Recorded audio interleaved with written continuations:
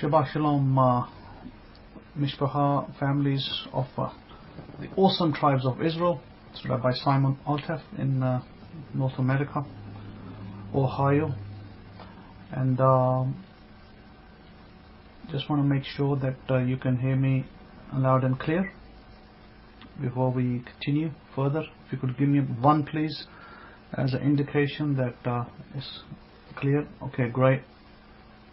I guess we're a little bit early, but we'll kick-start it a little early because other people will turn up, in their own times, and besides, we are recording it, so the video audio is going to be recorded to put up later in the YouTube channel, etc., and whatnot.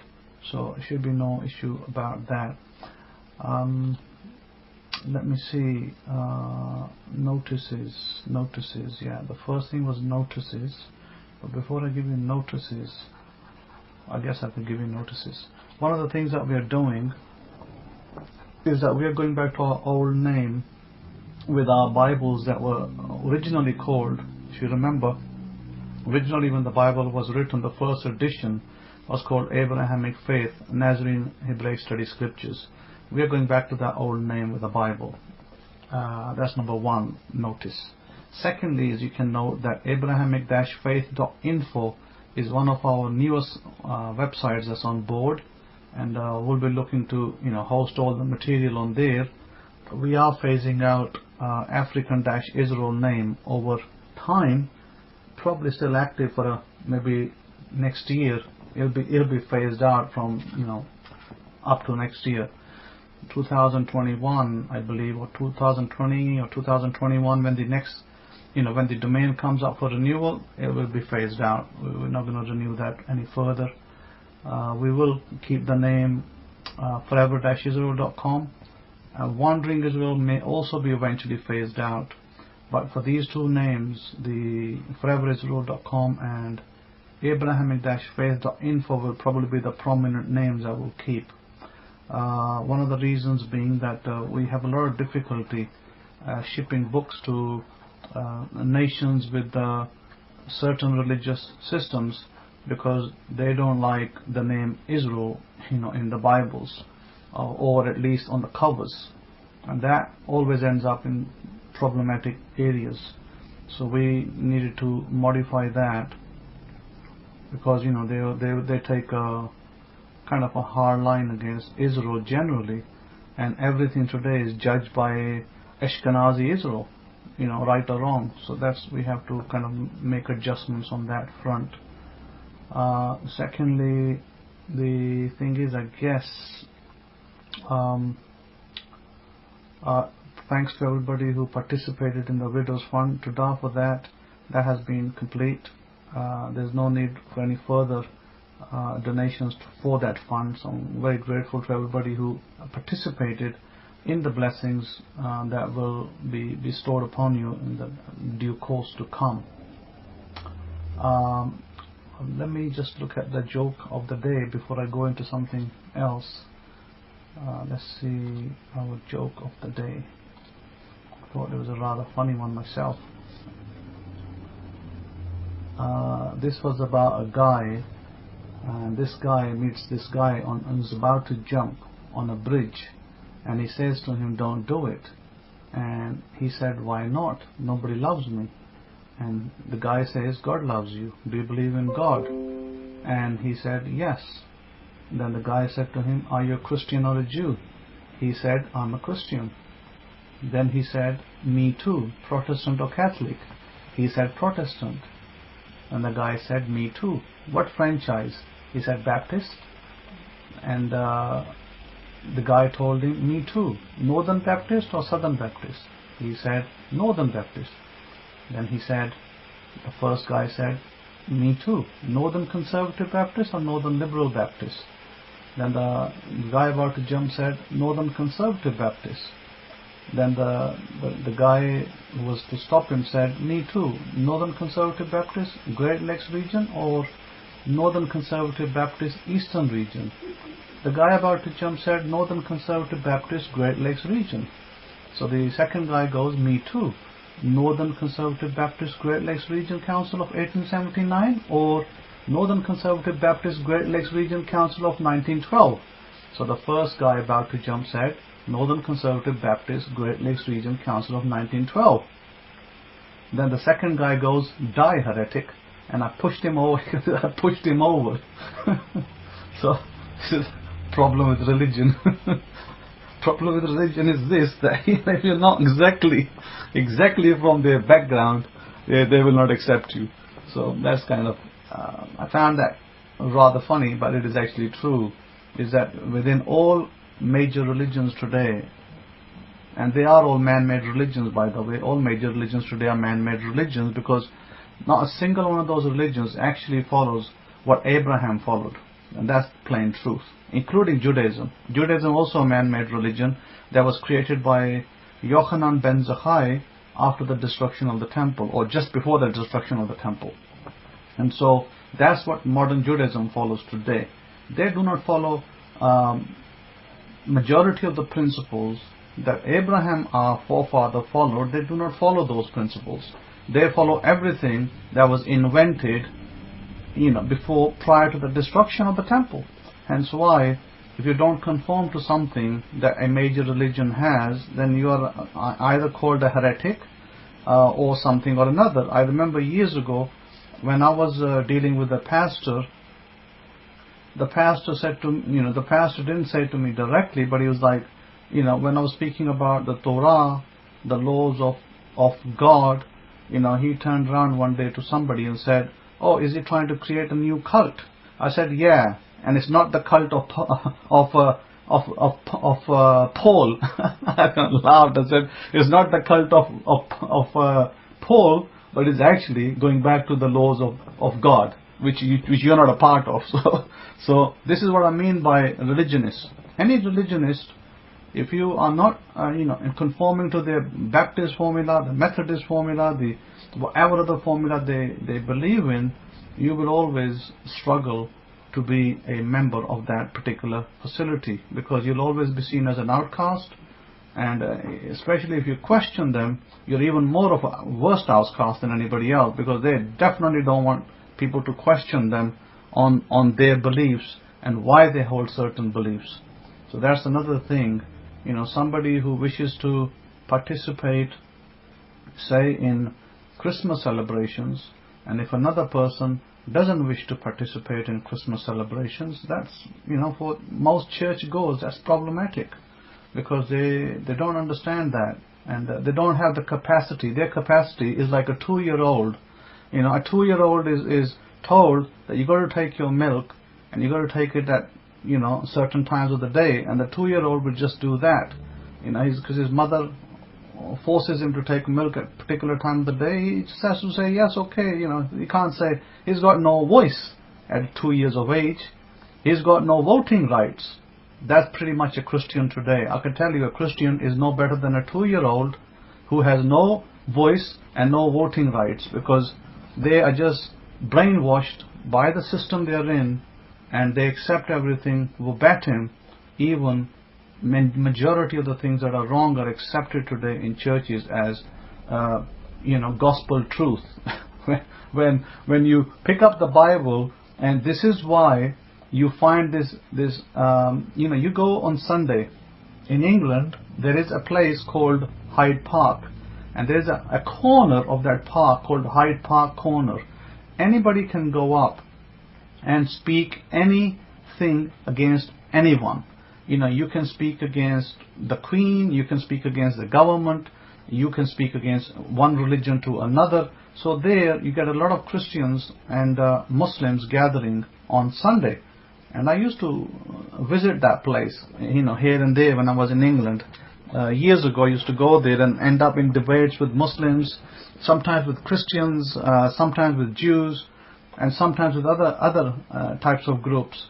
And all they become really, really irate. If you were having a debate with Muslim groups over there, some of them would get really irate. And that's basically where I met J. Smith, one of the American scholars, Christianity scholars, who became my friend later as well. And so, he used to be on his little ladder. They put up the little ladder. They climb up the ladder about, 3 foot off the ground. Then they start speaking, and he used to, he had revised a lot of the verses of the Quran, the Muslim holy book. He would start speaking about those and saying that, well, Islam is not true because of this. And so the Muslims will come up and start shouting abuse at him, and they'll start throwing things at him, and it was like chaos. And I used to stand there, I used to be smirking and laughing when I used to see all of that going on. But then, sometimes I will go on the side and have a little discussion with some Muslims, but they wouldn't throw stools at me or anything, but they would listen to me, because being a Middle Eastern type person, they would actually listen to me a lot more seriously than they would of Jay Smith. Jay Smith was getting all the abuse and things thrown at him, apples and bananas and other things thrown at him, but they would listen to me, and we'll kind of always would come to a reasonable conclusion. I never had a hand-to-hand combat with any Muslim, but definitely we had reasonable debates and discussions around. Generally, I did not support any particular denomination in Christianity, but I did support the Bible and the laws of the Bible. And I agreed with the Muslims that a lot of these Christians today, for good or for bad, are ignorant of their own, what they call their scriptures, and don't want to teach or don't want to do what God has directed. I agreed with them wholeheartedly. And therefore, that was that, I guess. No, religion has nothing to do with spirituality. I'm not saying that. That's not even a question in this room. So spirituality is nothing to do with religion. Having said that, we're discussing God's laws versus religious laws, and denominational laws. Well, he's not fictional, unfortunately, and if you believe he's fictional, then perhaps you maybe need to vacate some other place where you have same like-minded people who would allow you to voice our concern. We do not consider him a fictional character. You're welcome to stay, but we definitely respect your opinion, but we disagree with it. That's okay, that's fine. There's nothing wrong with having a room in a spiritual section. It's not paid for by any particular group. Well, we're not Christian, you see, because we're not Christian per se, so we cannot label ourselves Christian. We are people of the book or the books, so we are not misleading anybody. You are the one who's been misled by, reading labels. I do not read labels. Having said that, so we'll continue, and our Parshas today is going to be Parsha 31 Emor Lev. Before I got into the Parsha, I actually had a very interesting run-in with some people of Israel, and I thought that it might be good for you to know as well, and why I guess now I'm kind of realizing why God placed me in those parts of the regions in Pakistan, where I went recently, was what's called the Northwest Frontier.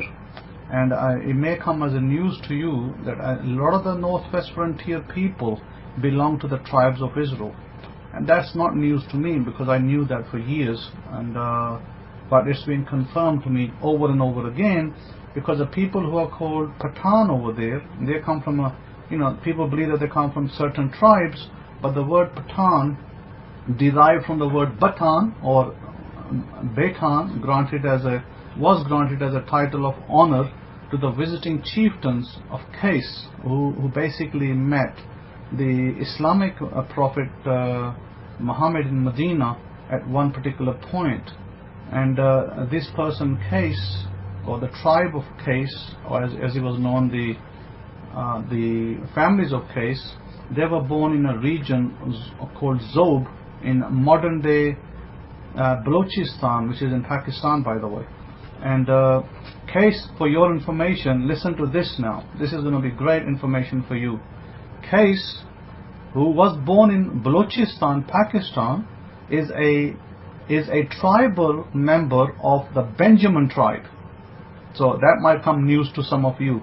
And he is actually the 37th in descent from King Saul of Israel.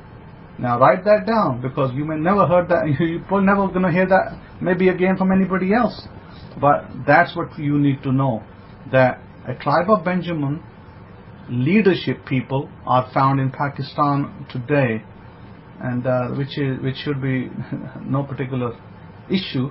And we also know that this particular person, his tribal members, the tribe of Benjamin, they actually went and met the Prophet of Islam at one particular point in Saudi Arabia.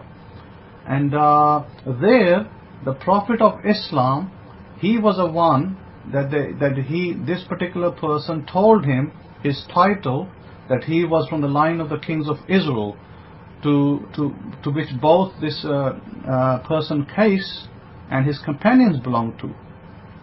Then the Prophet of Islam gave them a title called Batan, which later became the word Patan with a P. Before it was, remember, the Arabic language does not pronounce a P, it pronounces a B.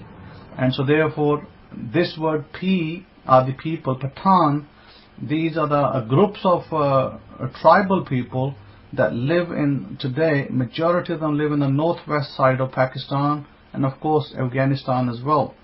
So it's very important to note that these people are the progenitors of Qais or Kish, who was a grandson of Abraham, and of course is mentioned in the Bible. And having said that, these are the tribes of Benjamin, and some of them of course intermarried into the tribe of Yehuda as well. Now these Pathans or Kish people, they never belonged to any religion. Keep a note of that. They never belonged to Islam. They never said, oh, we are Muslims. They never said we are followers of Judaism. They actually followed the laws that were given to Abraham and later penned by Moses. This is why I said earlier that a lot of people today that follow religions today really, I have a case in point where a person actually has a whole lineage that didn't even respect any particular religion, and they tell people that, and their ancestors know this, that the only principles they followed came down from Abraham and Moses. Abraham, Isaac, Jacob, and of course Moses. And a lot of the people over there know this, that these people, Pathans, they originally are Israelites, and they later adopted Islam, became Muslims, and they were originally known as Bani Israel or Bani Israel, meaning the children or the sons of Israel. So therefore these regions, some of them I guess I got to know about and got touched and so on and so forth. Having said that, is that you got the regions of, for instance, Chitral in Pakistan is a mountainous region. Gilgit, you got some of the other regions in the northern front over there. All these regions today occupy these Israelites, these tribal people, pure bloodline people of Israel. And by the way, they are also called Pakhtunwali or Pakhtunwala. And Pakhtun or Pashtun is a proper noun or a specific name of these Pathans communities who are unlikely others, are originally connected to the ancestral tribes of Israel. So when we take the etymology of the word Pakhtun today, which is well understood in Pakistan by at least quite a few people, they are distinguished from their business and professional classes among the fellow Pathans in the Pathan society itself. So the proper noun Pakhtun is also used to distinguish their inter-identity from the identities of the fellow communities connected to business, professional, craftsman, and ecclesiastical classes. And having said that, Afghan on the other hand is not the name of a race. It's a demonym. It's a demonym from Afghanistan. It's the name of a nation who lives in Afghanistan, as a citizen of Afghanistan. And the common noun Afghan today is comprised of many people, many races, such as Pashtun, Tajik, Hazara, Uzbek, Ajmek, Turkmen, Baloch, Peshai, Nuristani, Gujar, Arab, Burahi, Pamiri, and some others in Afghanistan. These are the components that today would form what somebody called an Afghan. If you looked at the Afghan people, look at particularly the Hazara people. The Hazara people, by the way, not to mention some of these others, the Hazara people are also part of Israel. And they are the people who are situated in that region of the world, and Pakistan as well, after the dispersion of the 10 tribes, and then the dispersion of the 2 tribes, prior to the destruction of the first temple. And these people were occupying regions in Iraq, they were occupying regions in Iran, and then from Iran they moved on to India, and from India into Kashmir, and from Kashmir into Pakistan, modern day Pakistan today. So these are a lot of people over there that they are there. And these people today, I mean, some of these people will be known as Punjabis, Sindhi, Pathan, Balochis, Kashmiris, Baltis, Gilgiti, Chitrali, Turwali, and others in Pakistan. And the lingua franca for majority of these people, although they speak many languages there, different languages. The Pashtun, for example, speak Pashto, but a lot of them do understand the national language of Pakistan, which is Urdu. So far as Pathans are concerned, of course they speak Pashtun, which is, as I said, is the lingua franca is known as Pashto, and basically is derived, from what I understand, is derived from the Persian language. And of course the Urdu also, for those of you who don't know, the language Urdu, national language of Pakistan, by the way, is a dialect of Aramaic, ancient Aramaic. So that should be something interesting to know for those people who don't know where the Urdu came from. Urdu is not Hindi, it's not like Hindi. The Hindi language is spoken in India largely, but India also has many different languages. But Hindi is one of the majority languages, and its script is written differently. But when you compare the script of Urdu versus Hindi, although some words appear to be similar, but then there are many different words. Urdu itself is an Aramaic dialect that was brought through, listen to this now, that was brought through by the people of children of Israel, Bani Israel. It was not something Pakistan invented. It was brought through these people. And these people are the ones that later today are known as Pakistanis. By the way, I also was born in that region of the world, Pakistan, in eastern city of Lahore. And if you ask me, where are you from? Then, of course, I'll tell you I'm from Pakistan, but really I'm not a Pakistani per se, because my family did not originate in Pakistan. My family originated in Israel, from Israel to Iran and Persia after the expulsion and the expulsion by God to our people at the first, at the breaking of the first temple, which was done by Nebuchadnezzar. We came under the authority of the Persian kings. Some of us came under the authority of the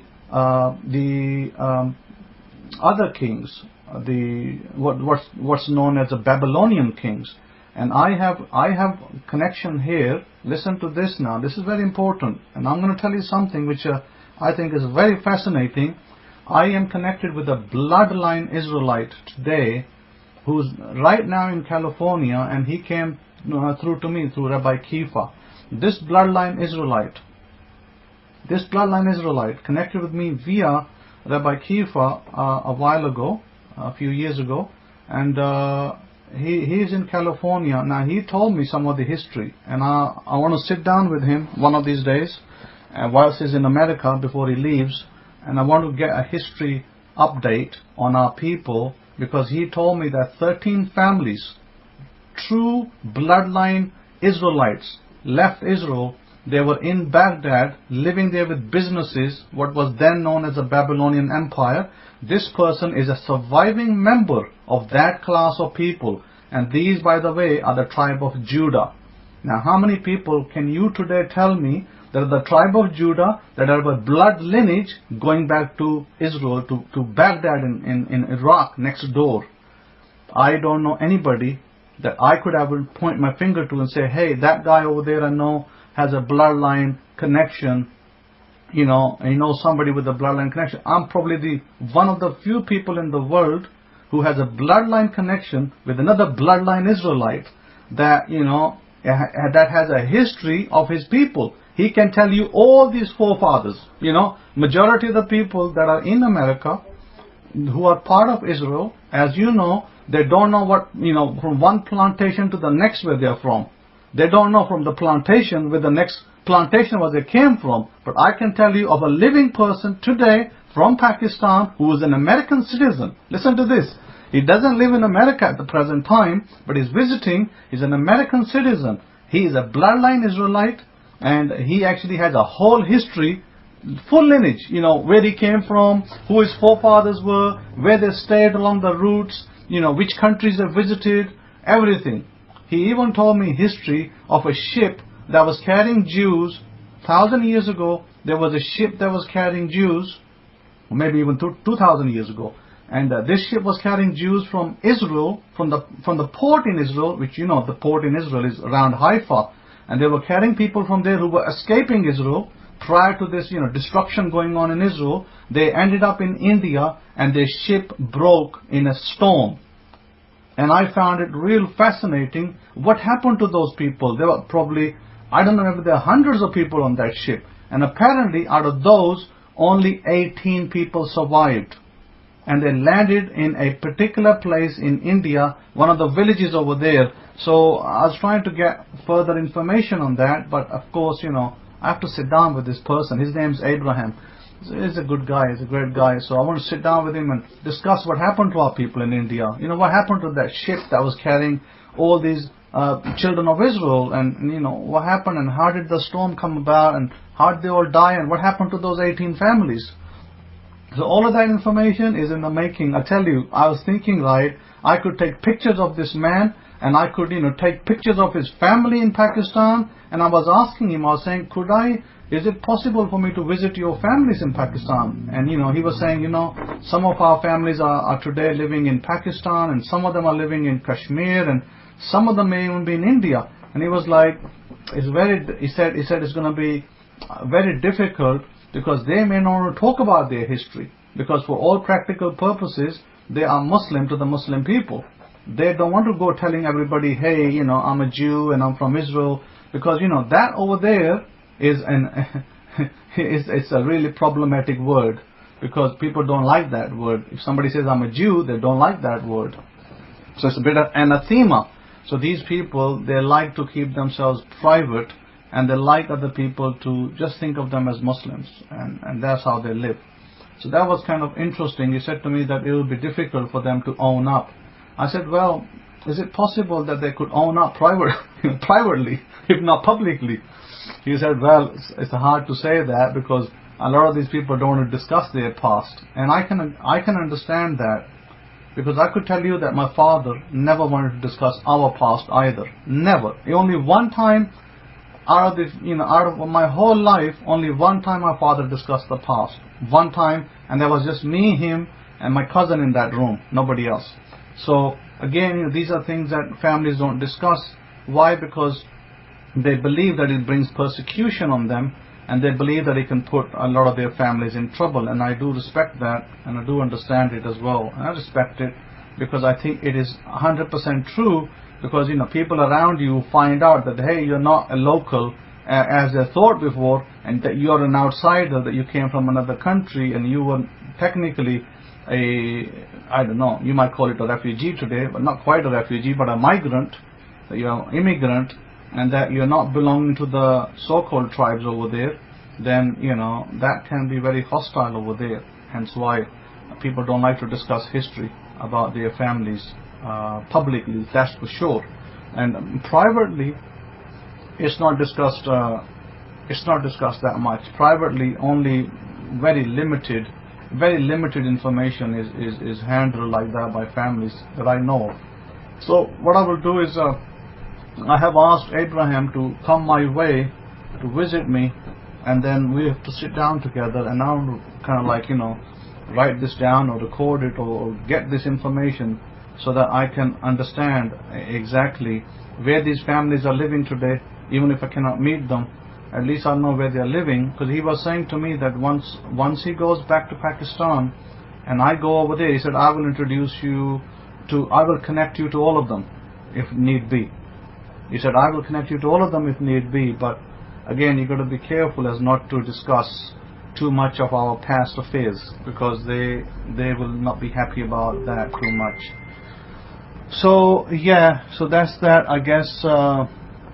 Problematic as it may be, but I still, I'm a little bit of a history buff. I really like history of our ancient people, and I would like to get more information on this if possible. But this is yet to come forth, and it will come forth. I just got to wait for it. So now that was a little history lesson for you of living, live, organic history of our people Israel. That a lot of us today, because some of you today are, some of you, not meaning you in the room, but some of our people out there in America think that everybody has to be born with curly hair and dark black skin. That is absolutely not true, because the man that I'm speaking about, he looks exactly like me. Skin color, his hair tone, exactly like my hair, straight hair, and no curls. So curly hair is definitely not a necessity in our people, because as we mixed with people and with married into different women, we our children were thus like them. Meaning that if we married a Caucasian person, then our children will look like Caucasian people. You will not be able to recognize those people and say that they are Israelites by looking at them, but they are by blood Israelites. So don't be mistaken by, don't just look at people's color and look at their hair tone and say, oh well, he's an Israelite because he's got curly hair. That is absolutely not true, because today a lot of Africans, a major proportion of Africans have curly hair, and they are not part of Israel. They have not a single ounce of blood part of Israel, and yet in ignorance a lot of people might think otherwise, and it's not so. So this is why I was saying that do not go by these kind of perspectives. I did speak about this in the past, that one of the key features of an Israelite is the nose of an Israelite. The nose of an Israelite, man or woman, is a key feature that can distinguish their makeup. Not hair, but nose. So that's something that you can probably look at if you want to do further research. You can go research on that.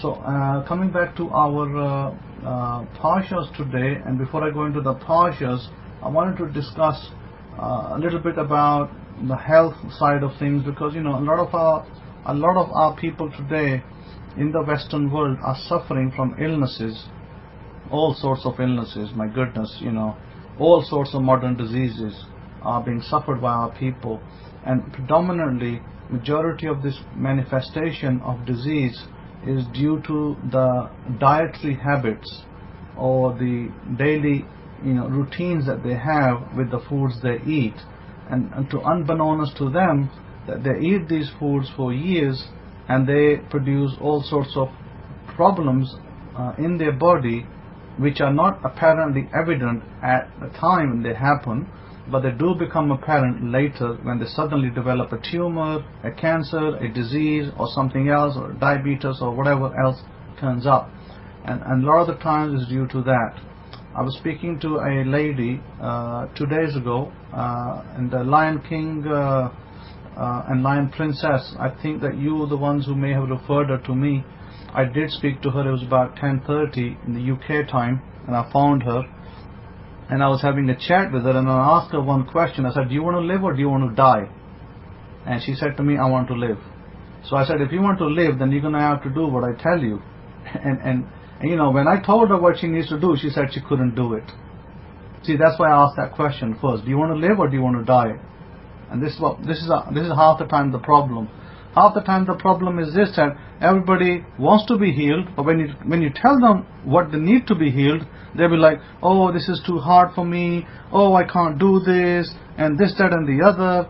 Then what happens is that it makes it very difficult to help them, But anyhow, so as I said to the lady, I said to her that I will give you two formulas. One is a quick formula that will heal you, and the other one is a slightly slower formula, but both will heal cancer. She's only been given 6 months to live, by the way. So anyhow, I went through that and I explained to her what she needed to do. I guess we will now wait and see what happens and what she does with her life, and if she follows through with the process of treatment, hopefully she will benefit from what instructions she's been given. Now, one of the things that you people love in the Western world, which I obviously found out more so in America than in England even, was that you people love to take hot showers. And my goodness, when I came over here and I tried to take a shower, and my skin burnt, taking a hot shower, because I'm not used to that kind of shower so much. Even though England is a cold place, but England is not that cold in comparison to America. It's relative to the weather, it's like mildly cold, and I was kind of used to a different kind of shower over there. But over here I had to, first time, when I took a hot shower, I was like, my goodness, I can't take this. This is too hot for me, and I had to kind of somehow lower the water down. And then Line Princess saying that it was us who referred her. Yeah, thanks for that, Line Princess. I had a chat with her. And so one of the things I'm going to encourage you today, and this may be hard for some of you because because you're not used to this, because you're used to taking hot showers. You love to get under your showers, and you're like dancing over there for you're dancing over there for 30 minutes under the hot water.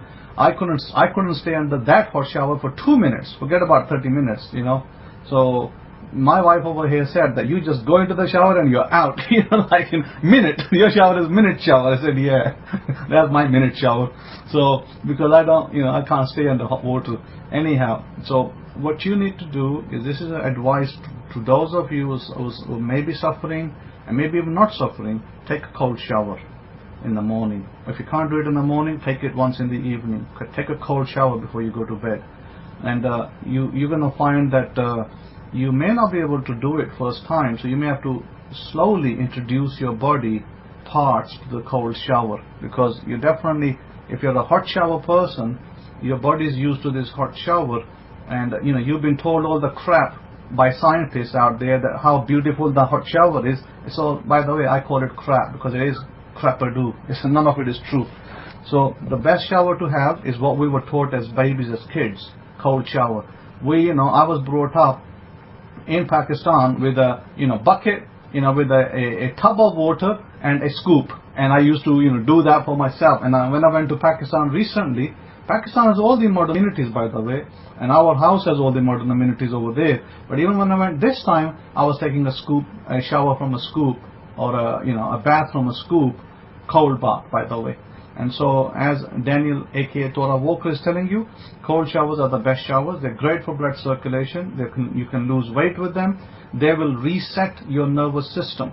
Reset means they'll reboot you, and they will create new blood. They will help your blood vessels. They will do all sorts of miracles for you that these hot showers will never do for you in a million years.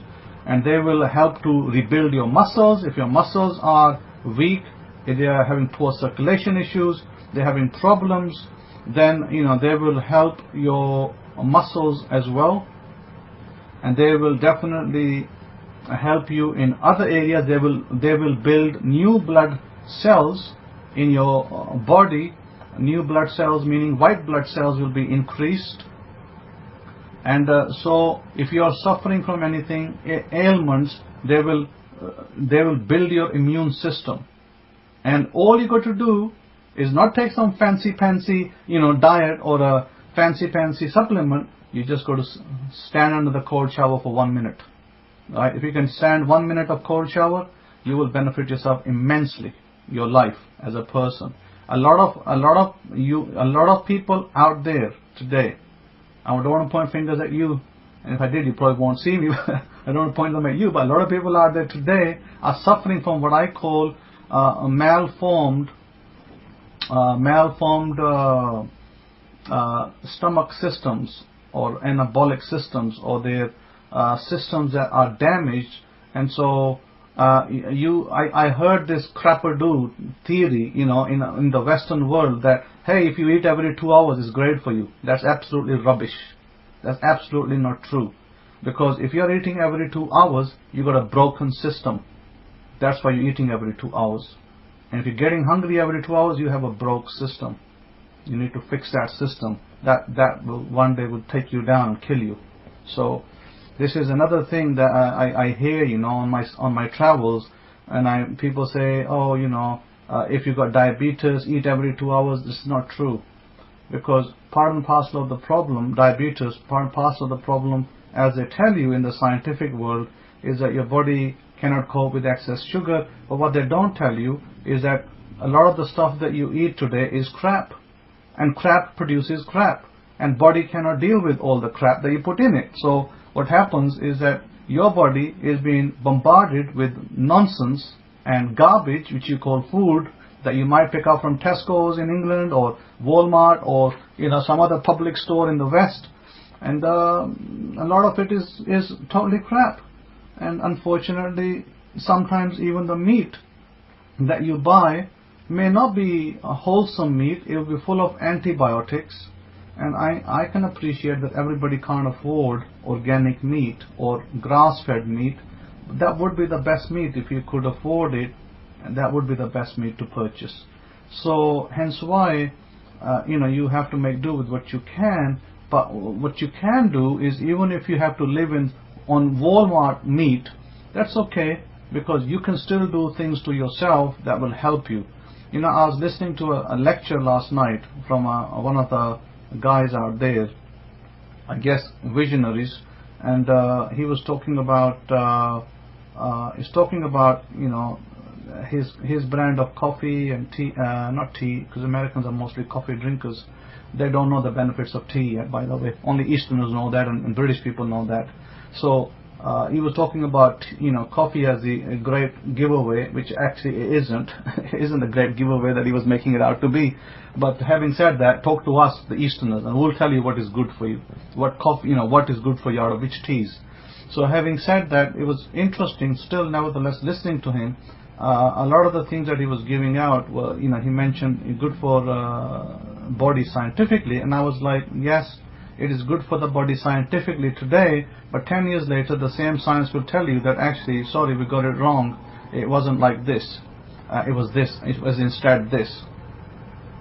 Chadasha is saying that washing your hair with cold water helps hair growth too. Sure, absolutely.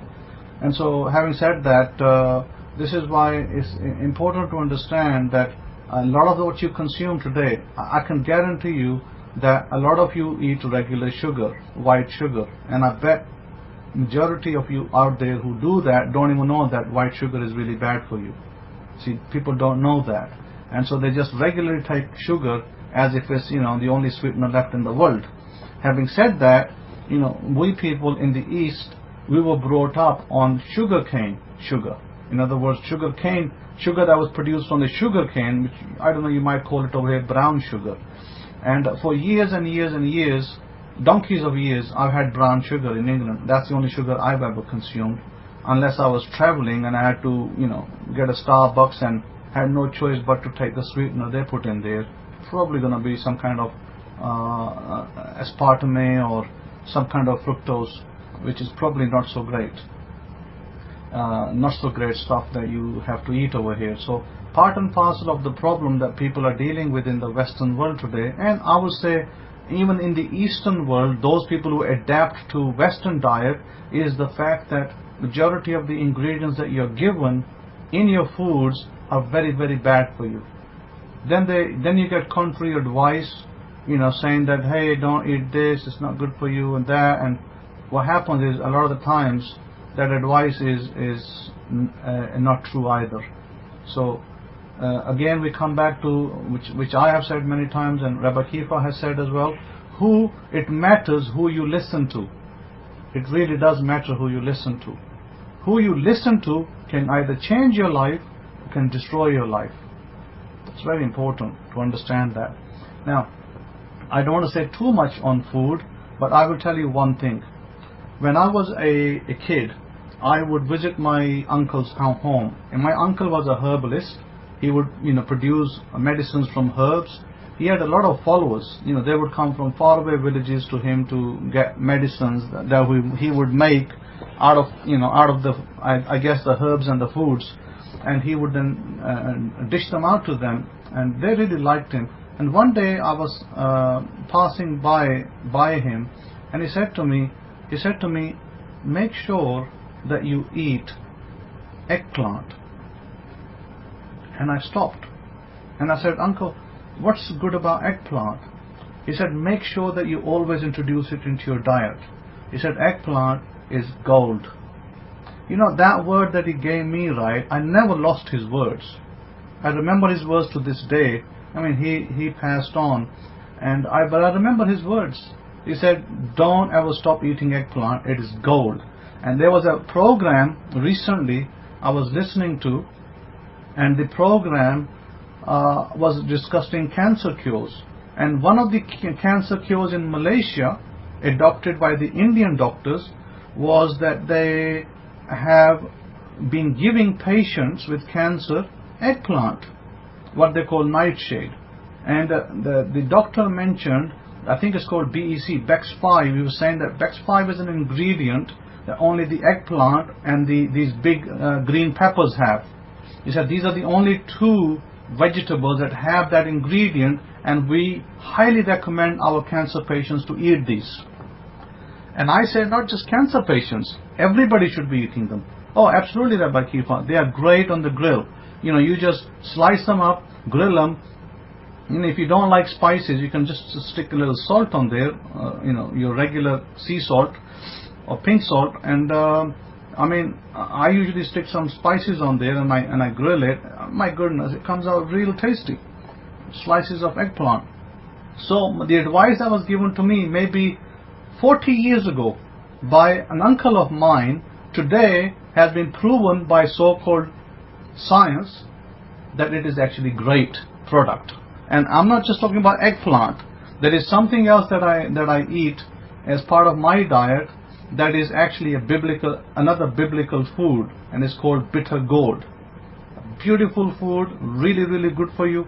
But of course, here you may find it, I don't know, maybe in packings, or maybe you can get it fresh as well.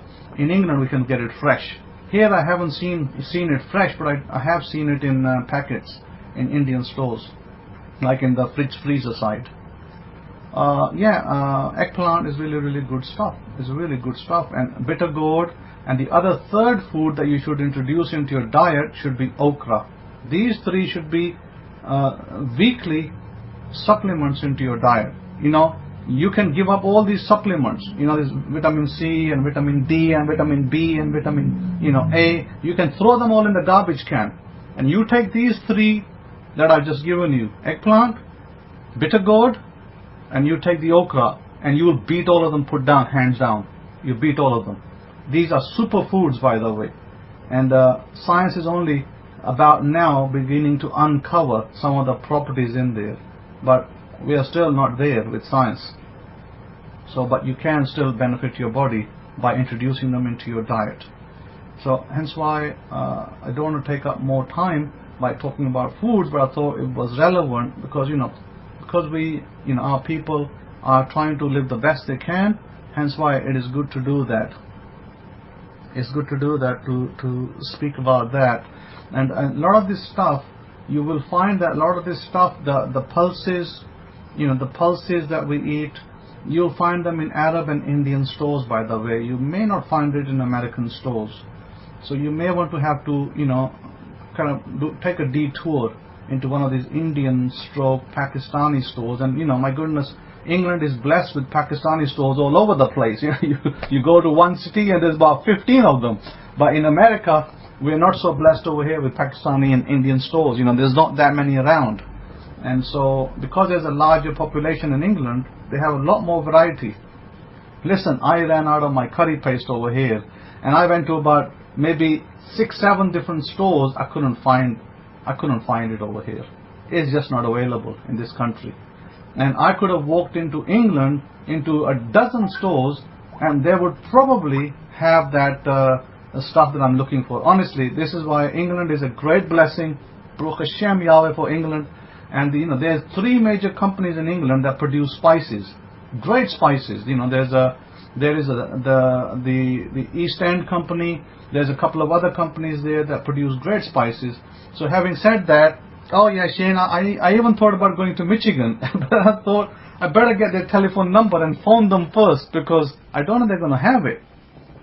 I was thinking about going to Michigan or Detroit even, like trying to find it there. But you see, this particular curry paste or tandoori paste only comes in 2.3 kilogram big bottles, and you cannot find it for the life of you in America. I've looked and looked and looked. There is no sign of it in America. But England, my goodness, go onto Amazon and type in, pearl, tandoori paste, and there's, tons of it over there. But they don't ship it to England. So you have to buy it, over there.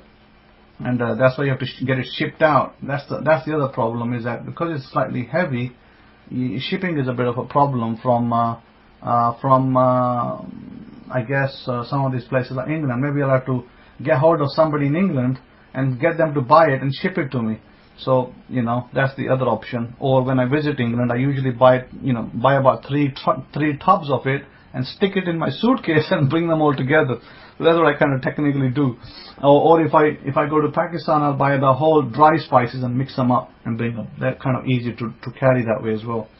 So having said that, this is beautiful. You get a ready-made spices. You just have to put 2 spoons into your cooking, and you got a beautiful curry made. Absolutely delightful. And the spices are so great for you that they are helping in so many illnesses. The Bible speaks about. Let me tell you one thing, and this is kind of going to be funny as well. The Bible speaks about cinnamon. The Bible talks about cinnamon being mixed into a spice, into a perfume for the priesthood. The Bible talks about cannabis mixed into a perfume for the priesthood. By the way, did you know that the priesthood did use cannabis for making the spice? And I'm not so sure about them smoking it in pots, but I can tell you they made a spice from it. But having said that, the Bible speaks about it. And the Bible speaks about other spices that we use in India, Pakistan, and other nations.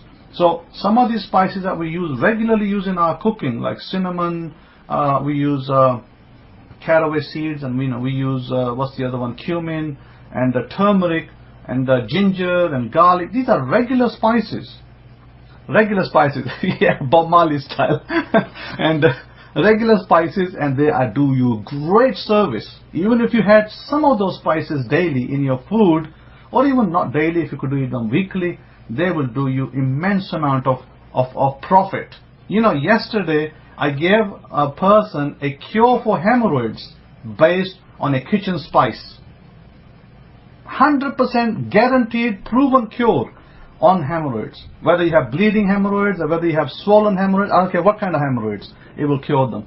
So, and yet, right, you can go to your local pharmacy and you can pay, $7 for preparation H, and you can, stick it up, sorry to use the word, nothing happens. So, hemorrhoids don't go away.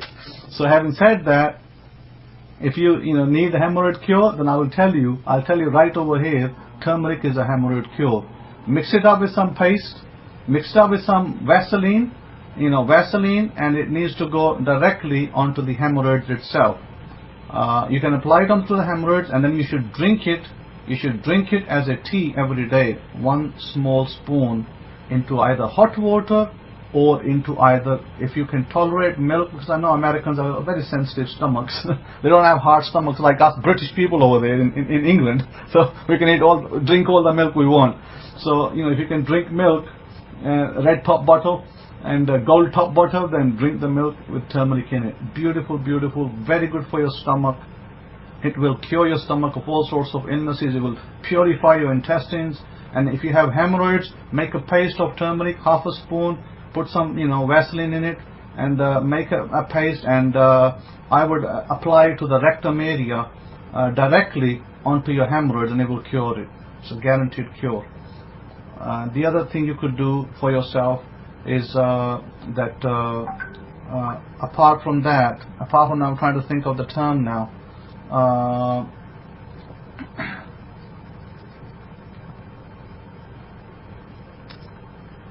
One second, I've got somebody asking me a question. Having said that, is that, so therefore I'm giving you some of the technical cures over here that are in your kitchen.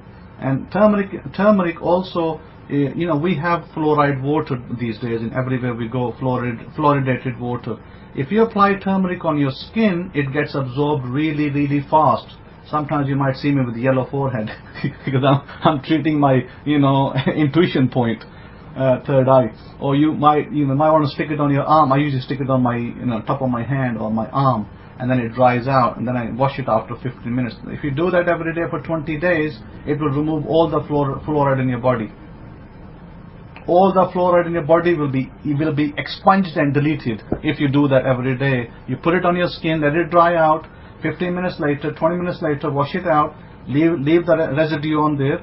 Do that every day for 1 month. Your fluoridated body, your body that is infected and poisoned with fluoride water, will be completely clean. For if you are over 80 years old, you should do it for at least about 30 to 40 days. If you're in your 30s to 40s, then at least 20 days of this thing will really help you. So anyhow, I think it's vital that you have good health. It is vital that all our people have not just good health, great health, infinite abundance. Infinite abundance includes good health, by the way. So you need to have good health, and it will promote your bodies. So let's now move on. What can I say about the Parsha? It says in chapters 21 of Emor Lev, Vayikra, it says that, and Yahweh said to Moshe, speak to the Kohanim, the sons of Aaron, and say to them, they shall not be defiled for the dead among his people, for his kin that is near to him, that is for his mother and for his father and for his son and for his daughter and for his brother. So basically the Parsha speaks about that we are not, as a priesthood, we were not permitted to marry certain kind of women, who were perhaps divorced, and or the other one was that we were not supposed to visit the dead. And yes, not on the forehead. You can put it on your arm, just on your on your top of your, not on your hand, but on your arm bit, your forearm. Just stick some on there and just rub it on there and let it dry out and leave it there for 15-20 minutes and wash it off, and you're good to go. So then you can cover it up. I mean, if you don't want to show yellow to everybody, you can cover it up with your shirt or whatever. That's why I'm saying arm. But the forehead is to do your chakra cleaning exercise. It's more for your intuition point. If you're struggling with intuition, if you're struggling not getting answers because you're waiting for days and nothing's happening, that means your intuition, your intuition point, which is the third eye, is blocked up. It needs to be cleansed up with turmeric. Then you can stick some turmeric on there, and that will clean it up, and that will help you in intuition area. See, you don't need to take psychotropic drugs and pay huge amounts of money to do the same thing. We've got much easier ways to do it. So having said that, we were instructed not to do that, not to go in the midst of the dead. Now the question should be why? Why should I not? Why do I need not to go to the dead? And today, by the way, this was temple times and tabernacle times. In other words, today there's no temple. Therefore, the law still applies, but it doesn't have the same effect. In other words, because I don't have to go to a temple, if I did ended up going to a graveyard, it's no big deal in terms of, well, I don't miss a service in the temple. So if I was in temple times, I would have to miss a service. I would not be able to attend because I'll be defiled or unclean, ritually impure for 7 days. It's not a sin. It's just, it's not a wrong thing. It's just something that happened. And the question is why? And the reason is very simple. And I'll give you a very simple reason. It's called frequency. It's called vibration. Because if we did that, we would be our frequency will be affected. And so therefore, because remember, we had a direct communication with God. So with direct communication with God means that we have to be on a slightly higher frequency than everybody else. So it will lower our frequency. It will then, cause issues with God communicating back to us. because we had to communicate with God back and forth, real time, and so that would be problematic. Hence why this was instructed, and then that was purely to do with the dead. Nothing against the dead per se, but all to do with vibration frequencies and how we communicate with God, etc.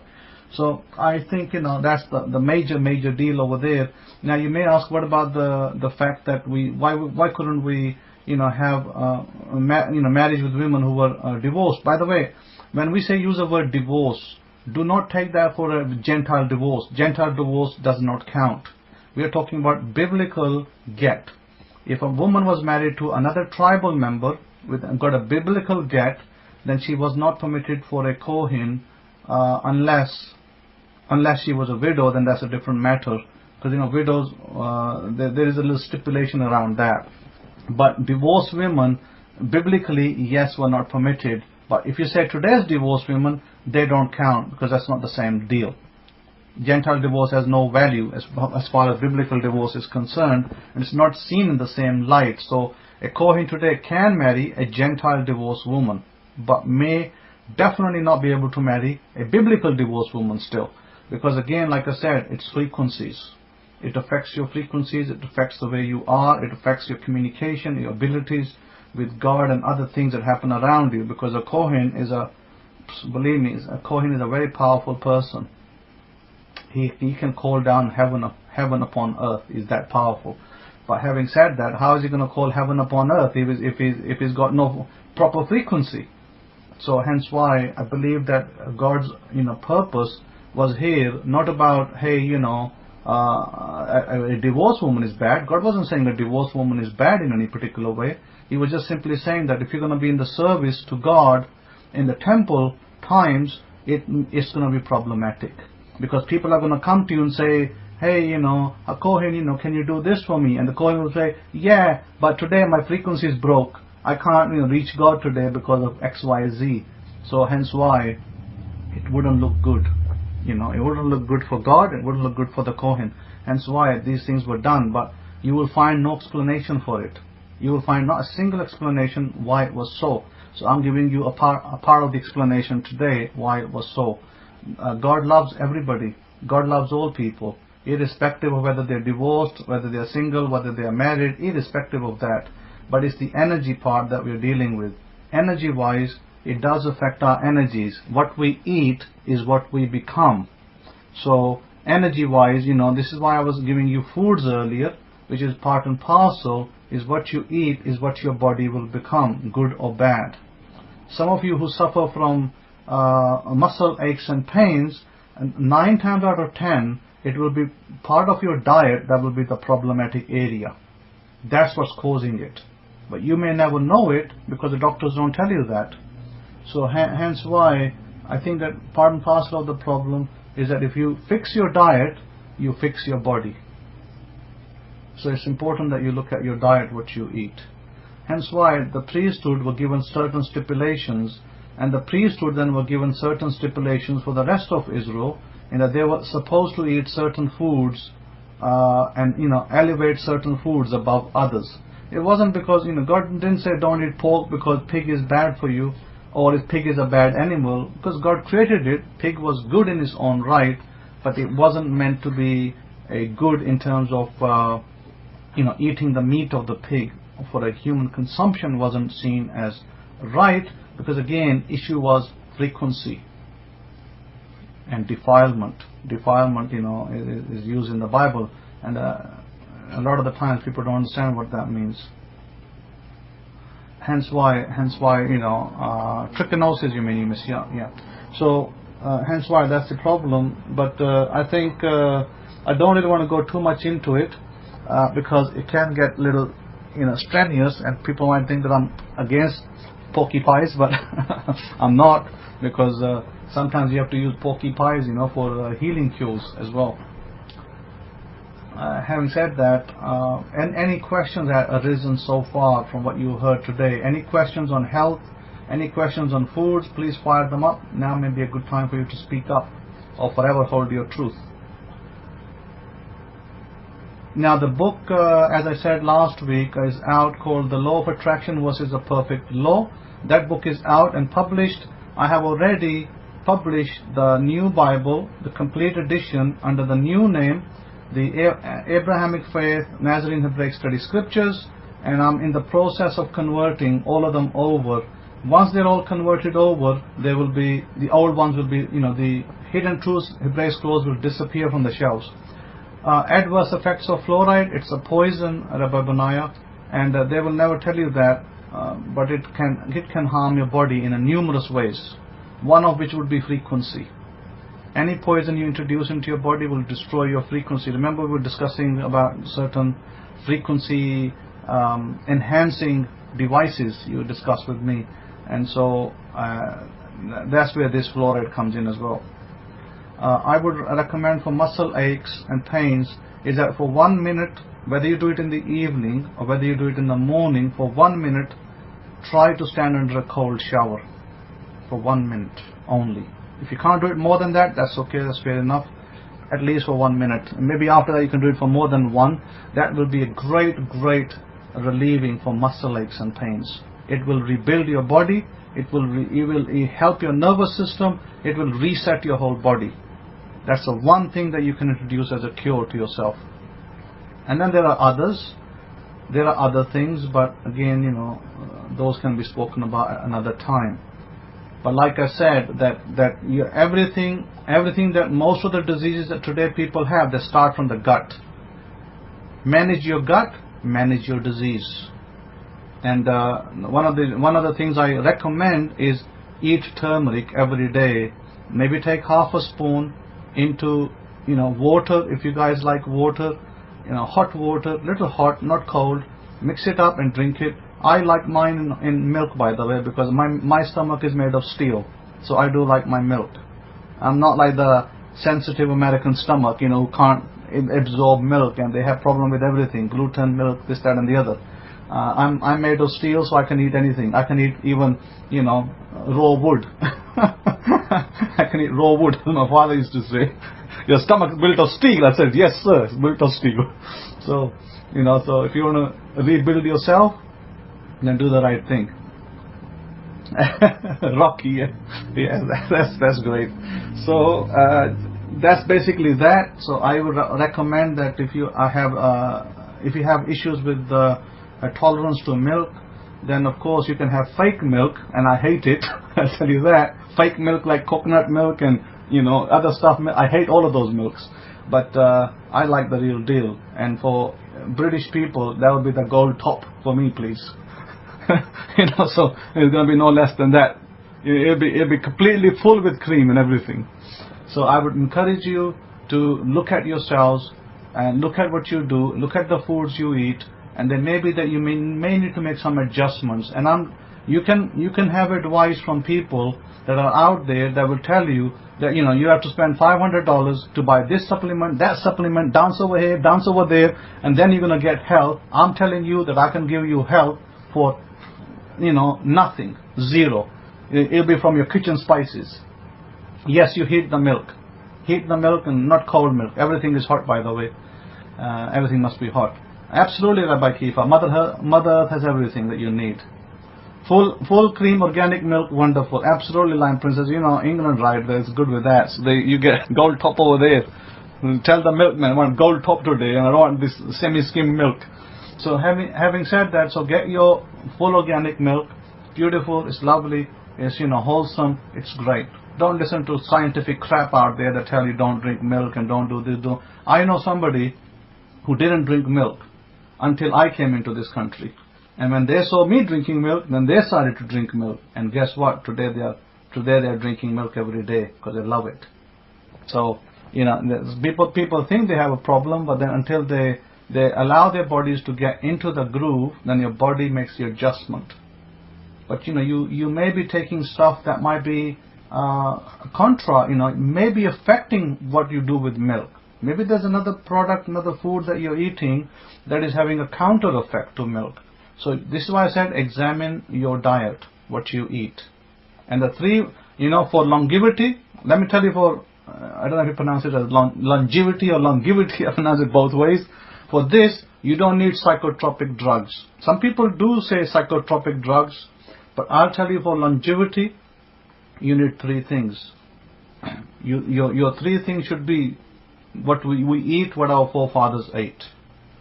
And I will let you go discover that in the Bible. Start reading the book of Genesis, start reading the book of Exodus, and start reading the book of Leviticus, and so on and so forth, Numbers and Deuteronomy. And you will find out what our forefathers ate. And if you eat those products, I can guarantee you this, that at no cost to you, high cost, not like buying, psychotropic and this supplement and that supplement, you will be able to help your bodies in many, many ailments. Especially, some people are suffering with swellings and things of that nature, and those as well. Those as well, but you're going to have to talk to me directly, privately, then I can give you a bit more on that. And I don't go around charging people. I give this service free of charge. Let everybody know that. My service is free. I don't charge for nothing. So anybody I can help, I will help free of charge. So therefore, I will say further that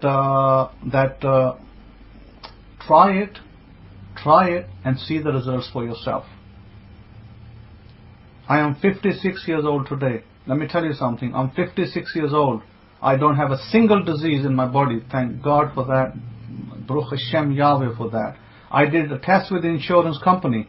An insurance company did tests with me. And they did 56 tests on me. And they found every test to be negative. 56 tests, by the way, in America to get an insurance. So there you have the results. And I look like I could pass for a 30-something-year-old man, and I'm going to remain like this for the rest of my life. And I tell everybody I'm going to live to be 123 years old. And yesterday I decided maybe I should push it to 137 to my forefather Levi. I think I should push it to 137, and I can do that. So having said that, you can live healthy, long lives. It's what you do with yourself, what you eat. So with that, I'll pass over to Rabbi Kefa. Over to you, Rabbi Kefa. Shalom, shalom.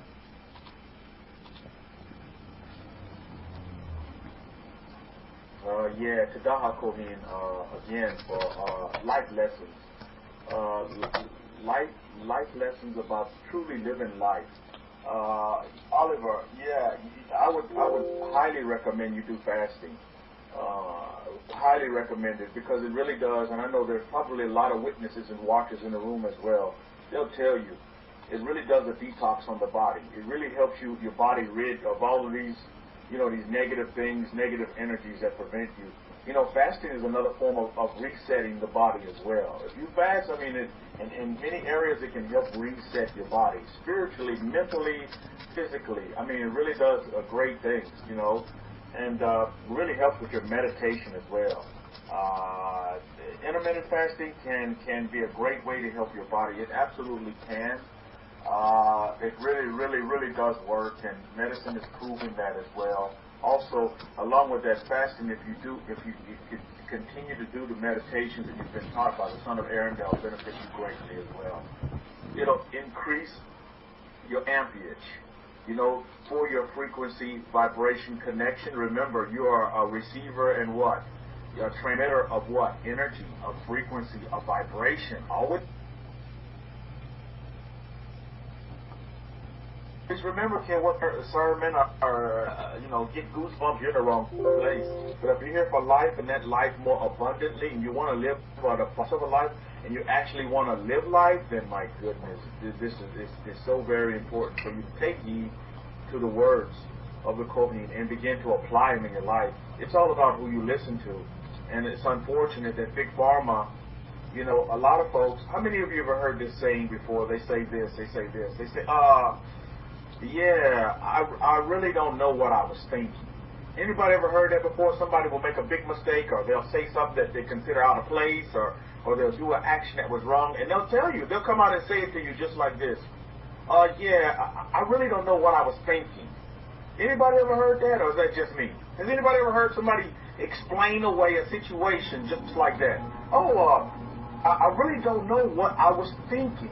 Do you absolutely, I'm telling you, right now, they're telling you the truth, because what I'm learning is that you know, we talk about levels, stages, and we talk about, you know, how we want to, you know, improve our frequency, improve our vibration.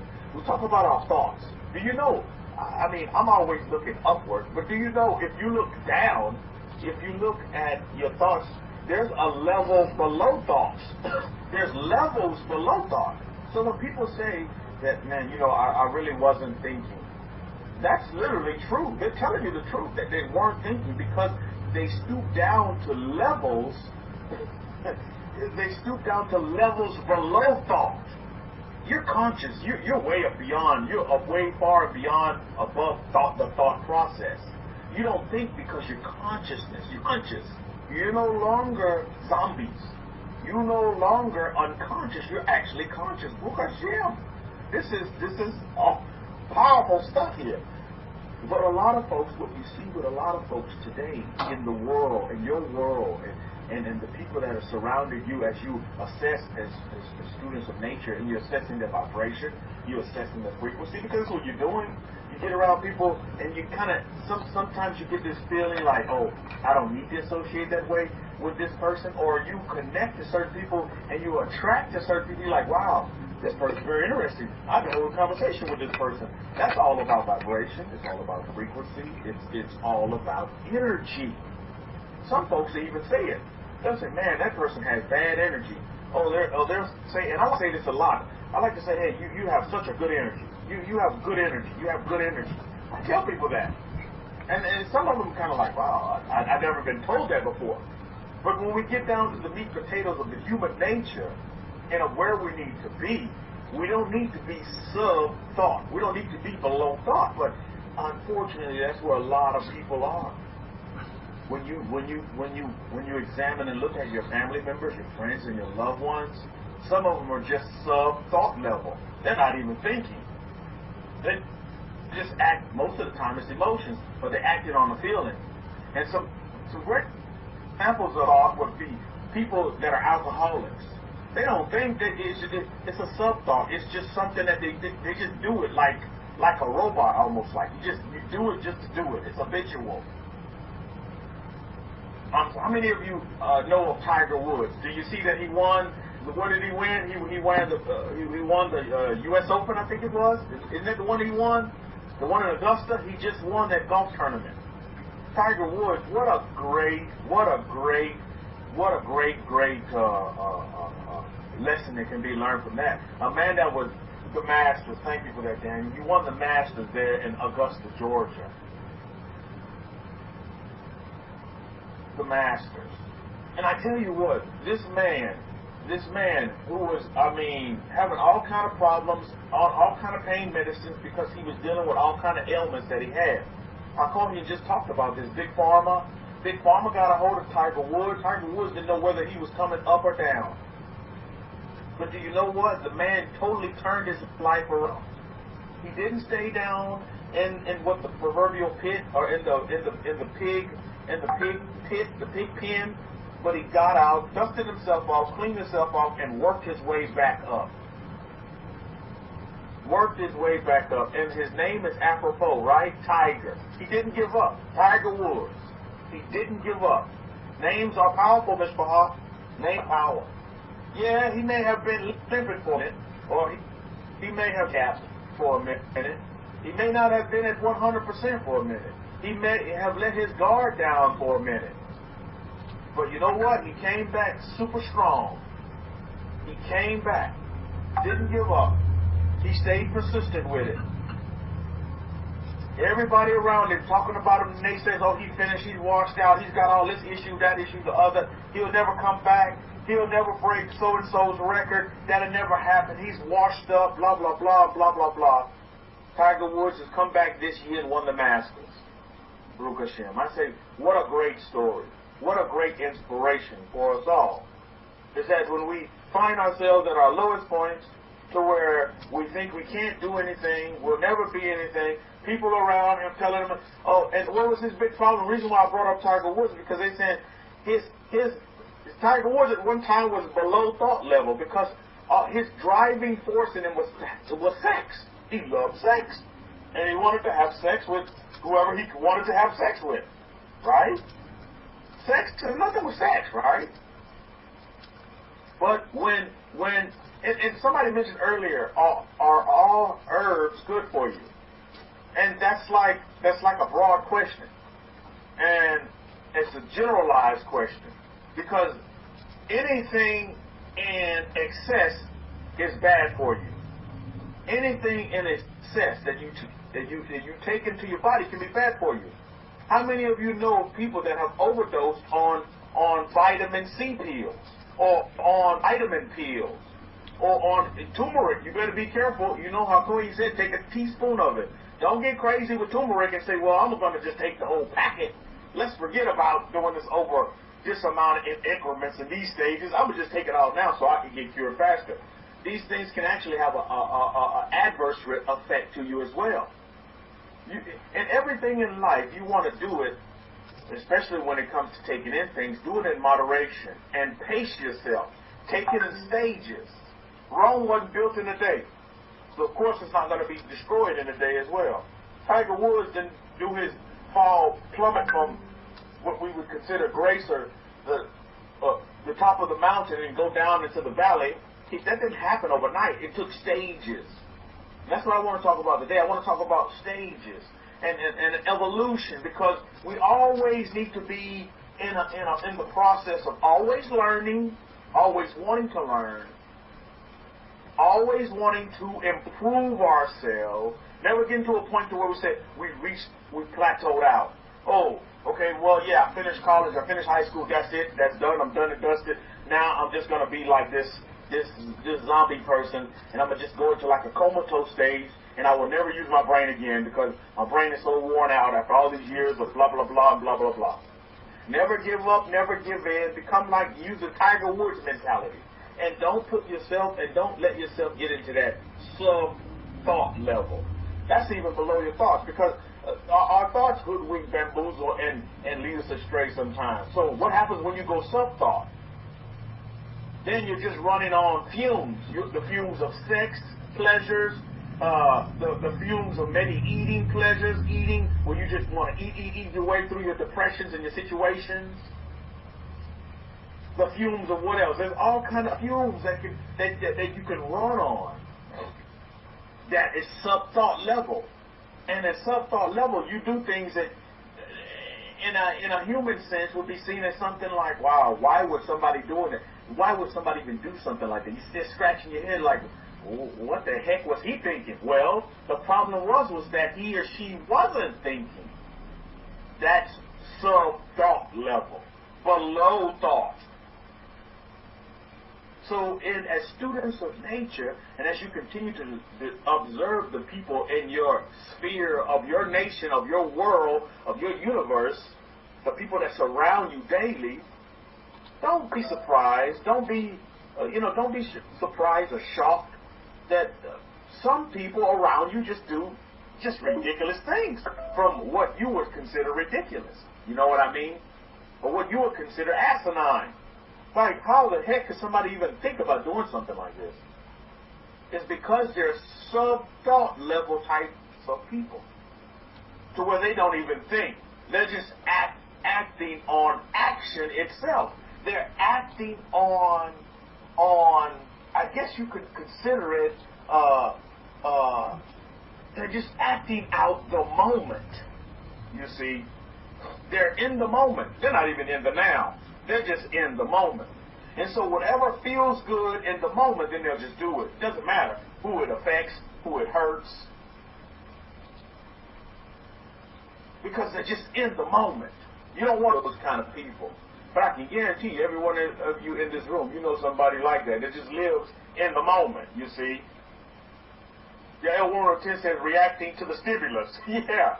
Something happens, so it's like action-reaction with no kind of thought, no kind of consciousness in it, even no kind of unconsciousness in it. It's just you're acting upon a reaction, or you acting upon an action with some sort of reaction, and not considering, well, if I do this, how is this going to affect the next person? How is this going to affect my family? How will I be seen in my mother's and my father's eyes if I do this? You see, none of these things are rationalized or processed, because there is no processing in sub-thought. You just react. That's all you do.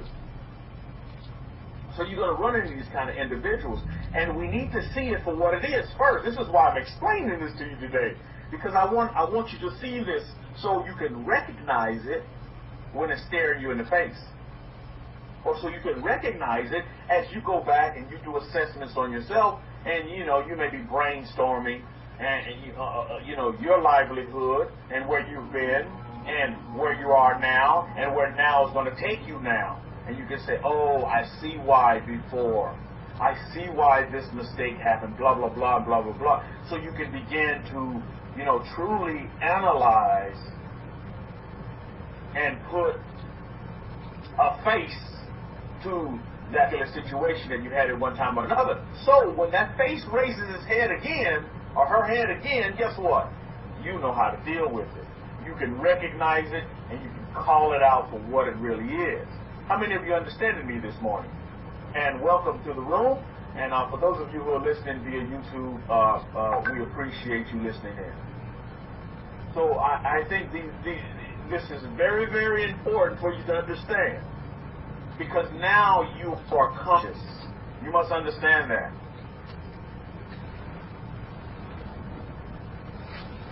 You're conscious, Ms. Baha. It's not for your responses, by the way. You're conscious now. So now you're going to be able to see things that you couldn't see before. You're going to be able to attract things and manifest things that are just going to come to your life now, and now you're going to be able to deal with them in a different kind of way, in a way that's wholesome, in a way that's positive, and in a way, I'm telling you, because when energy and frequency comes to you, and when the universes begins to bless you, or begins to benefit you, or you begin to see the abundance come to you, I tell you, it's nothing like it in the whole of the world to be connected back to source energy, to God. You know what I mean? Back to that source that formed you. You see? That's so important for you to understand. So very important. This has nothing to do with religion. If you're here for religion, you're in the wrong place. We're trying to connect back to source energy, the very energy that animates us and gives us the free will and puts us on Mother Earth to be able to do great and marvelous things in this world and for the betterment of humanity, to make our families happy, to make our lives joyous, to give peace to the world. Hallelujah. This is what it's all about. And so I would like to, more importantly, truly give thanks to my teacher, Hakohi. I mean, he has totally changed my life. Listening to his instructions has truly benefited my life in such a way. Now, you all know my story if you've been here for any amount of time. Many years ago, I'm talking probably about 6-7+ years ago, the son of Aaron, Hakohi, Rabbi Simon Alto, he told me, Kefa, you need to have one. And at that time I was married. And my wife had 2 children by another woman. And my wife had her tubes tied, burned, and twisted up, and all of that. But here it is that my teacher, my rabbi, my spiritual leader, my spiritual guide is telling me, Kefa, you need to have a son. At that time, I had no children. No children whatsoever. But, dealing with the baby daddy drama and married to a woman that had already had 2 children of her own. That's kind of been like, my history right there. Is that I always seemed, at that time in my life, to attract women that already had children. Well, let me put it this way. It was very difficult. How many of you men in this room can understand what I'm talking about? It was very difficult to find a woman without any children, period. Let's just put it that way. Very, very difficult to do that. Here in my neck of the woods, down here in San Antonio, I don't know where you're at, but I'm going to speak I am. It was very, very difficult to have a relationship with a woman that did not have any children. And that used to be my gold standard in my little black book. How many of you at one time had a black book to where you had your standards? Well, this is what I'm going to accept. Basically, the black book was me basically scripting. I was scripting at the time. I didn't know it. I was ignorant of what scripting really was. And I highly recommend all of you, please script and continue to script and script and script and script and script. Script now. Script your now now. And your now will be now. And you will always be in the now. If you're scripting, because scripting is now. Well, what is scripting? Writing down your desires. Your main desire that you want, one or two of them. Write them down and focusing on those every single day of your life until they're fulfilled, until they're manifested, until they're attracted to you. Just the way you wanted them, just the way you script them. Script and script. So in my little black book at the time, anybody else has a little black book? I just don't want to be like talking to myself. Anybody else? You can say, yeah, Rabbi, I know that book you're talking about. I know that book. Well, yeah, I had the little black book. And in that little black book it said, well, you know what? My desire is to have a woman that, you know, is not married, is never been married or never had any children. And that was my gold standard in my little black book. To double your responses, by the way. That was my gold standard. But I realized, years went by, Hakohim, I didn't even have any relations. I was like, what? Well, something's going to have to change. And at that same time, that was me understanding that, Kefa, at the time it was Lamont, you're going to need to evolve. You're going to need to make some changes. So I literally had to make some changes to the little black book. Had to line out some things, white out some areas. So that, you know, my black book can it can kind of coincide with society today. My black book was kind of primitive in the way I was scripting.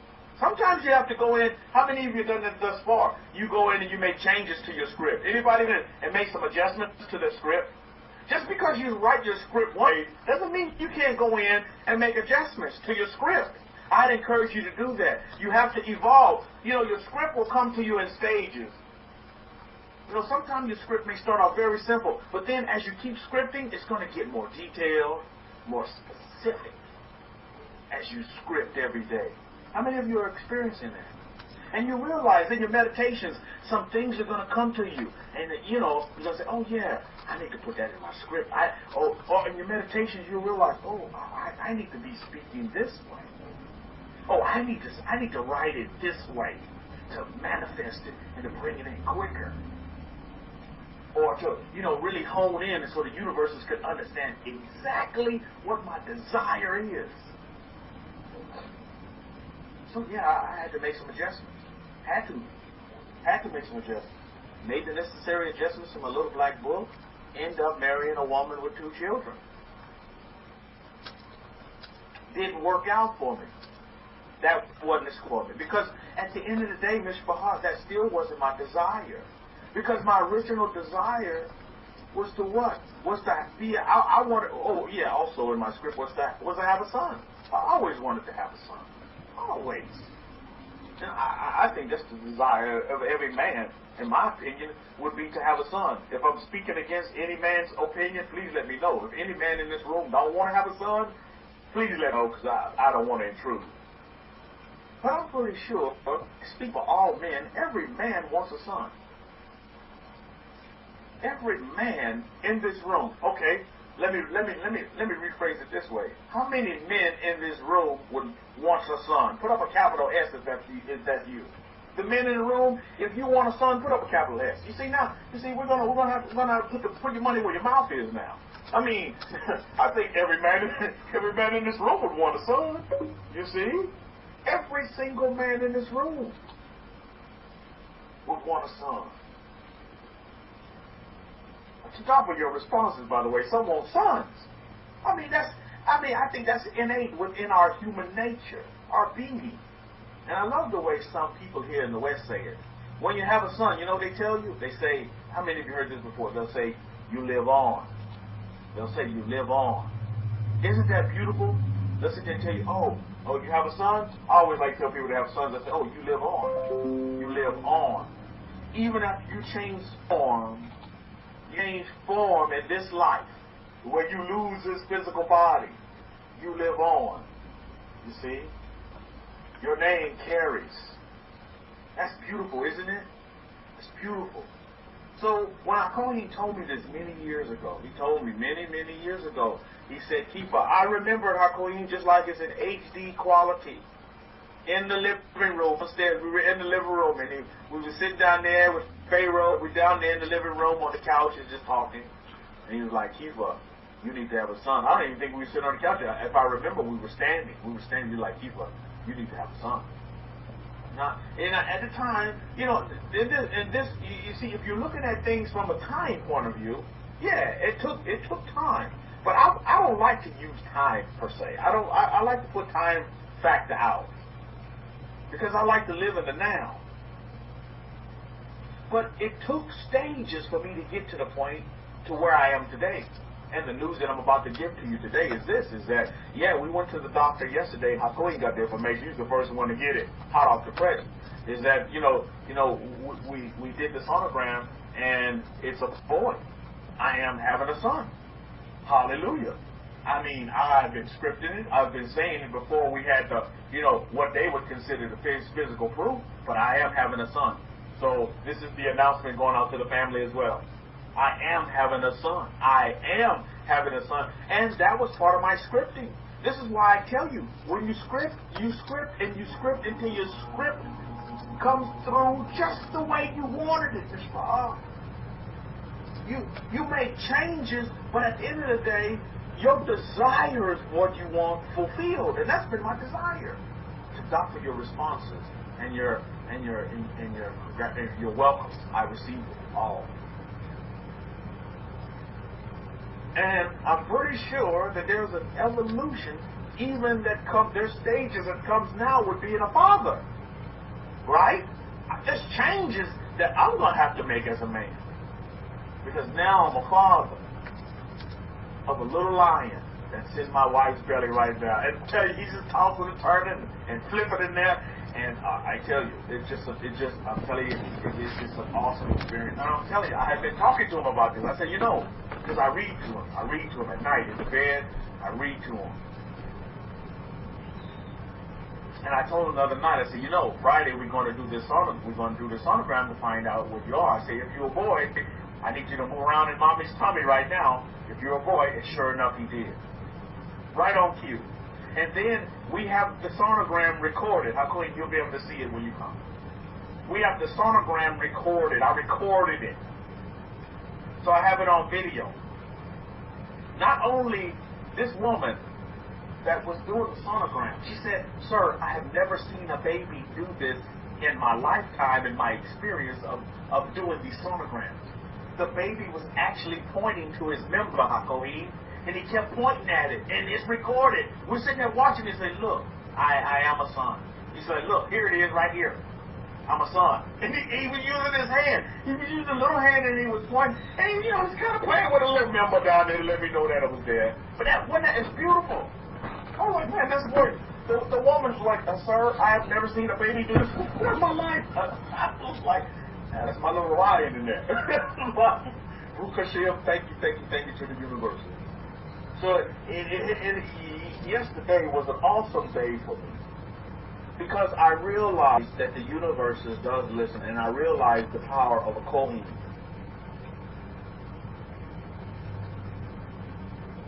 I want to encourage you to do today is don't go sub-thought level after you've already reached consciousness. Don't say, oh man, boy, did I make a big mistake. These things will never happen in my life. Yeah, I want these desires, but they'll never come. Oh, it's going to take up too much time. Take time out of the way and just live in the now. Your desires, your wants, your needs, they will be fulfilled. You must stay the course. He was telling me about this woman that was hurt to him. And the first question he asked her, he said, do you want to live or do you want to die?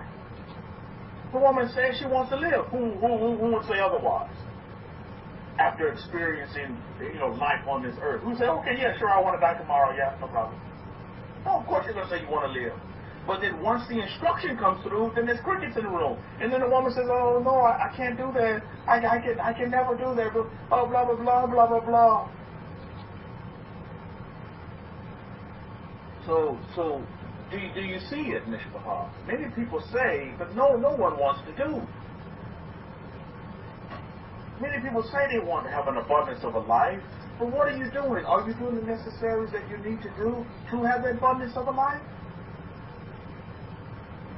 Because abundance of a life is within you. It's inside of you. You have the ability to have that abundance of life. You have that ability to have your goals met, your dreams fulfilled, your visions attracted to you and manifested just the way you want. I say thank you to the Lord. Thank you to the Lord.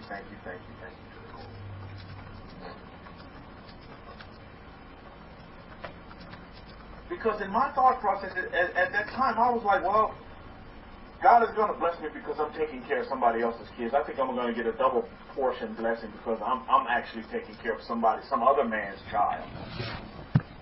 Wow. Wasn't that far from the truth. Reality had to come in the form of a Kohen to tell me, no, Kefa, you need to have a son. You. I was like, yeah, I do need to have a son. I'm thinking to myself, yeah, why can't I not have a son? Same way you may be asking yourself, well, yeah, the Joneses got that new car and that new house. Why don't you tell yourself, yeah, I can have that new car. I have that new house. I have that new car. Well, Billy got married. Well, yeah, Billy got married and he's happy. Well, why can't you be married? You can be married. You too can be happy. You see?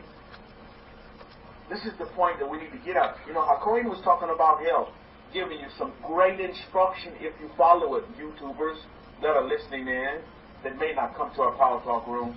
And we're truly grateful and humbled that you do listen in. Because we are getting phone calls of folks that are listening in, and they don't come to the Power Talk, but they listen in.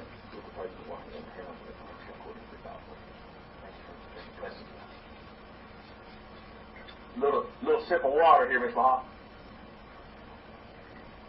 How many know that turmeric, I'm telling you, it gets you thirsty quick. Turmeric will get you thirsty. That's a good thing. So a lot of folks are phoning in and saying, yeah, I'm listening via YouTube, and the teachings that the Kohen has given has really been beneficial and really helpful for my life. Because at the end of the day, people want to live life, Mishpachah. They're not here for some mumbo-jumbo, religious mumbo-jumbo that, you just go through the motions, and before you know it, 10 and 20 years will pass you by, and nothing in your life has changed. You haven't evolved from one step to the next to the next. You haven't evolved. What kind of life is that? That's a life of not meeting the mark. If you haven't evolved, you're still some thought level to where you act upon your reaction is based upon an action. That's it. Oh, your message is saying, did the lady, I hope you're talking about the widow, get all her needs met? Oh, and Hakohen is saying, yes, she did. But so for everybody that participated in helping the widow, she's not just a lady, she's a widow. So you guys have done a great thing. So her joy, that energy that she's putting out now, this energy, it goes to every one of you that participated. It goes to every one of you that participated. Now, Hakohen didn't mention this, but I will, as the chief here in North America, Chief Rabbi. For anybody that still wants to participate, I want us to start a new fund.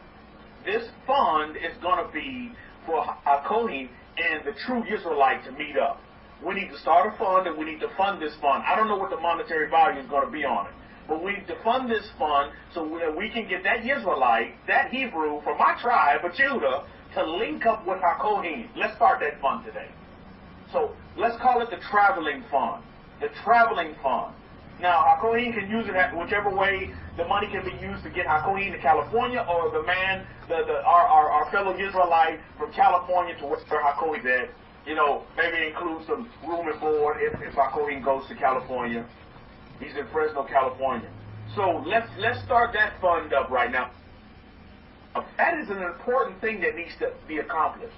So for those of you who missed out on the widow, let's call this the history travel, or let's call the history voyage, because this is our history here, Mishpah.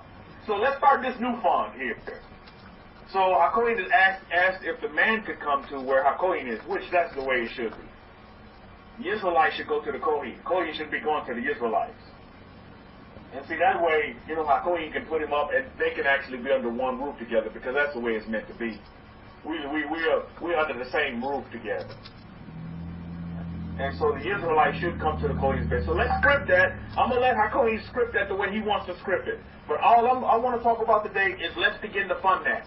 So let's fund that. You help the widow, Baruch Hashem. If you say, oh, Rabbi, I procrastinated, I waited around, and I didn't get to help the widow in no way, shape, form, or fashion, well, now here's another opportunity for you as well. Here's another opportunity as well. Now let's fund the Israelites to link up with the Kohen. And wherever the Kohen's at, in Ohio, he's in Ohio. So wherever the Kohen's at, in Ohio, let's begin to fund that. You know, fund his airfare, you know, back and forth, and, you know, maybe a little love offering for what he's doing. Do you know this information that he's going to give out is invaluable? You know, put an offering out there for his food and his, you know, and things like this that he needs to give. You know, let's let our fellow brother, he's my brother from the same mother, let's let him know that, you know what, he's appreciated. You know, that we're family here.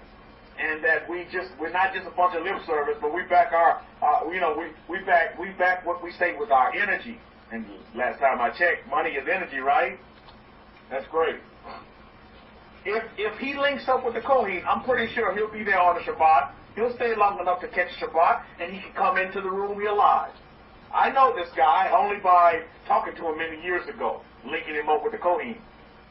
And isn't that the way it goes? Is that we're the same family? So of course he's calling his fellow brother, and then we connect him to the Kohen. Judah get together to find the Kohen. My goodness, this is Hollywood story here. So let's begin to fund that. Now, I'm gonna hold you to it, because you know why? What we say must be backed up by our actions. So how many of you in this room right now are willing to help? Put up a capital V if you're to help with this voyage. If you're willing to help fund it. I want you to put your money where your mouth is right now. And you're going to participate in any kind of way that you can participate. You're going to help this come together meeting that needs to happen. Because believe me, this information at one time or another is going to come out in the form of a book. This is our history. This is more than information. This is our history, Ms. Fahad. So how many of you are on board to help? There you go. Keep them coming in. So yeah, you claim it. Don't just put up V's for emotions right now. Well, you running on emotion. Oh, everybody else putting up a V, so I'm gonna put up for the voyage as well. Now you see, the universe has marked you right now. The universe has marked you. You've been marked. Your word has went out. Now, you're Hebrews. You're descendants of the Hebrews. You don't have anything in this life. You hold to your word.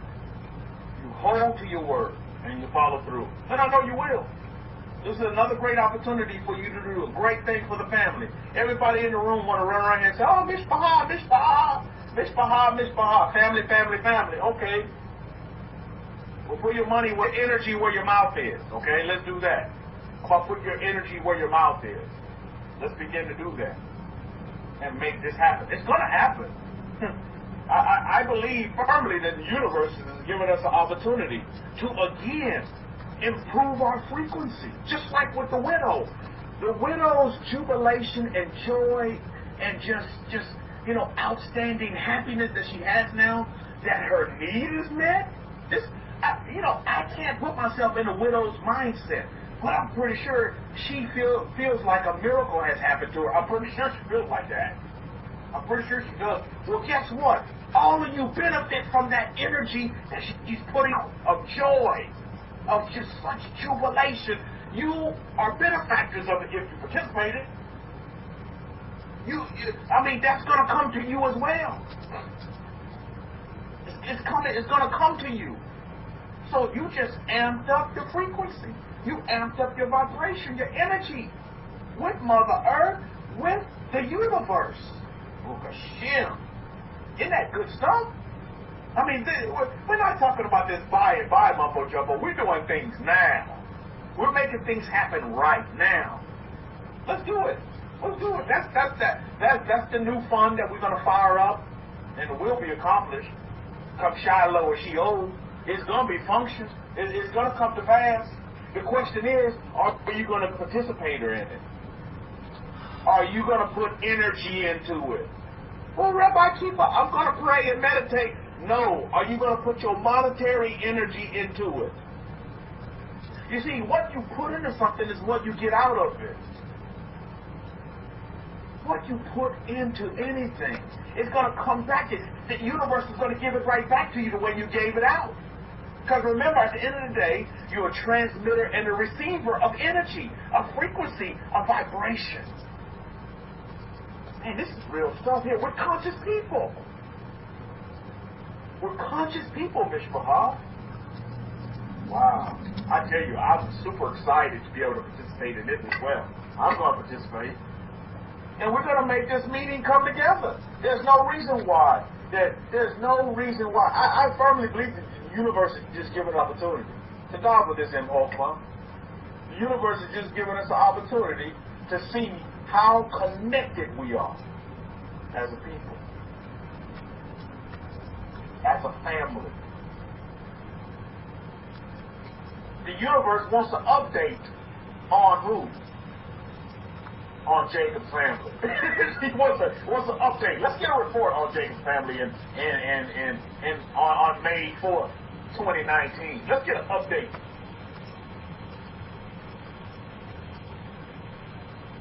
Are they truly ahad? Are they truly one people?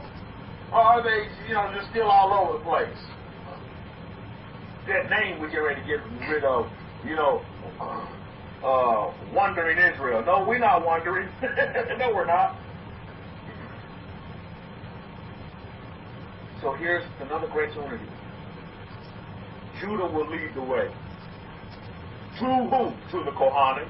Judah will lead the way to the Kohanim. That's how it's going down. I'm writing that script. Judah will lead the way to the priesthood. That's what I did with this brother from the same mother. I brought him right to the priesthood. Judah said, okay, yeah, you the priesthood.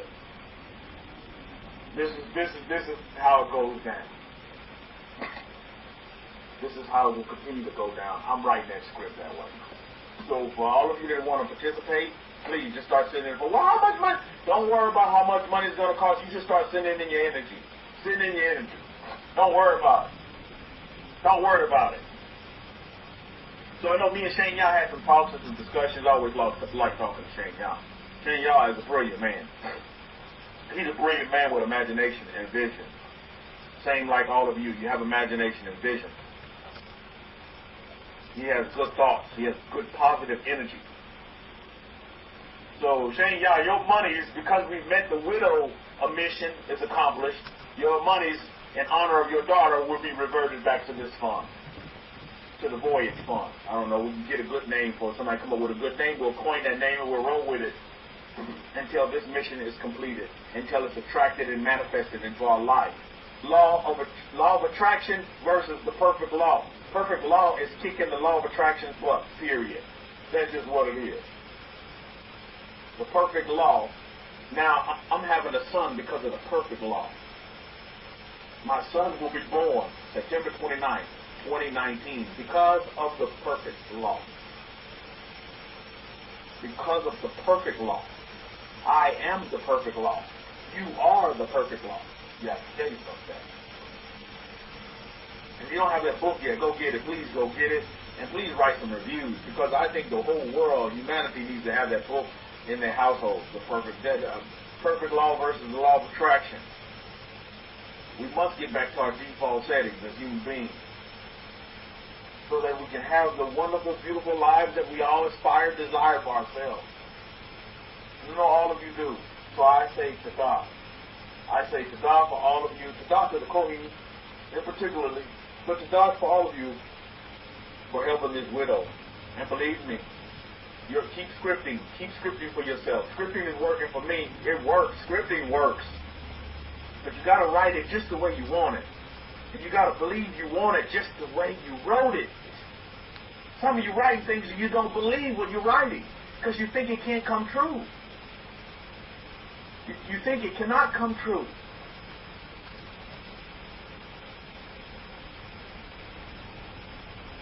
You think it cannot come true, but it can, Mishpah.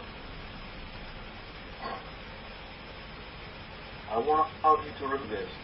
Everything in life happens for a reason. Everything in your life happens for a reason. The universe will bring things to you. You'll attract things to yourself. You may not know you're doing it. I was scripting years ago. I didn't know I was scripting. How come he told you the same thing? He didn't understand what he was doing when he was scripting. Oh yeah, I'm not gonna be on this piddly job forever. I'm gonna be doing this. I'm gonna be doing this. I'm gonna be making this kind of money. That's within our DNA. For all of our desires, our needs, our wants to be met. But you know, RSAHK Parsha, let me get back to the point I was talking about earlier. RSAHK Parsha was talking about the importance of eating certain foods for health. How many of you know what's the key thing that plays a role? And I'm watching the same videos that Hakoy is watching about, these cancer cures that come from Mother Earth. I mean, brilliant. No big pharma in it whatsoever. These cures come from Mother Earth that just gives back in abundance every day. Mother Earth is infinitely abundant. Have they stopped mining for gold and silver and copper and uranium and all it? Mother Earth is infinitely abundant. Has the oil stopped? They stopped, drilling for oil and Mother Earth dried up. Anybody see that on CNN yet?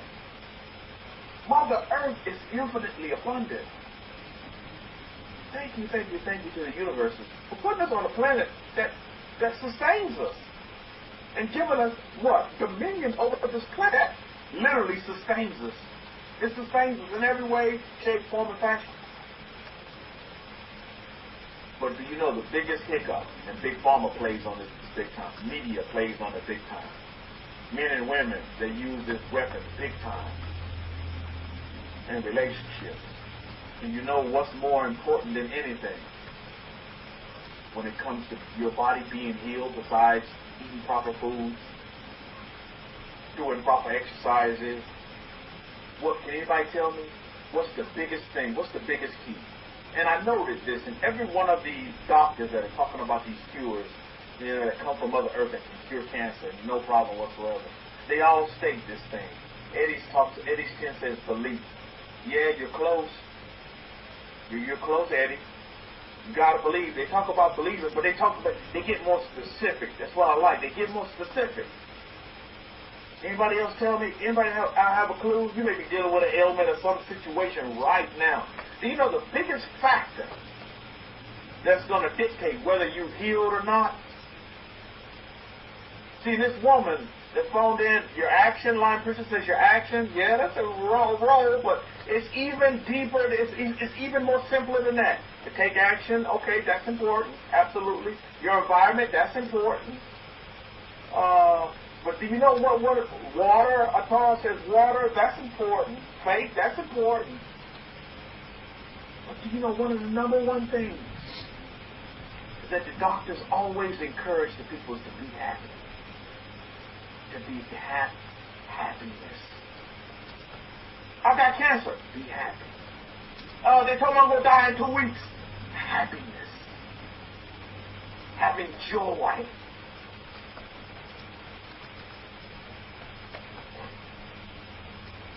You understand that? That comes from within you. You see, because your mind won't tell you to be happy. Your mind is telling you death is finna hit you. You see? Death is staring you in the face. You're going to die. The doctor just told you. Last time I checked, the doctor's not God. But the doctor just told you, you're going to die in 2 weeks. Now we're looking at emotions. This is the thing that what sets in. People get fearful. They become afraid. They get depressed. All of this negative energy. Emotions can be positive and they can be negative. There are 2 spectrums to it, just like life itself, you see. And so when you can go through anything, just like Rabbi Kefa says, he said when you go through hell, just keep walking. People will go through hell and they're staying there and just start frying up, cooking up, melting, and all this other stuff. Oh, it's super hot, complaining. It's the mindset of the individual that will dictate whether they will live or they die at the end of the day. If you go through life with positive energy, that's why they're telling you to meditate, practice yoga, meditate, do meditations, have some quiet time, have some silence time. Silence is presence, you see. Love and laughter, oh yes, that's positive energy, Eddie's 10. Well, how can you love when you get ready to die of cancer? Blah, blah, blah, blah, blah, blah, blah, blah, blah, blah, blah, blah. It's because many people are dictated by their minds. They're being mind controlled. They don't even know it. Yet they point the finger at all these people outside of themselves. When their own mind is the thing that is their biggest kryptonite. Because they haven't used the mind for what it is. It's a great tool. It's a great tool for us, given to us by the Creator Himself, you see.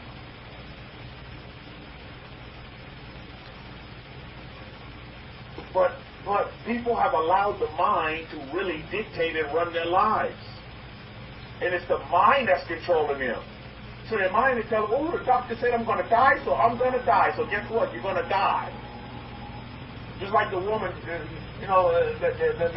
content was referred to the Kohen, the son of Aaron. Well, oh, I can't do that. That's too hard. Well, guess what? It's going to be too hard and you cannot do it.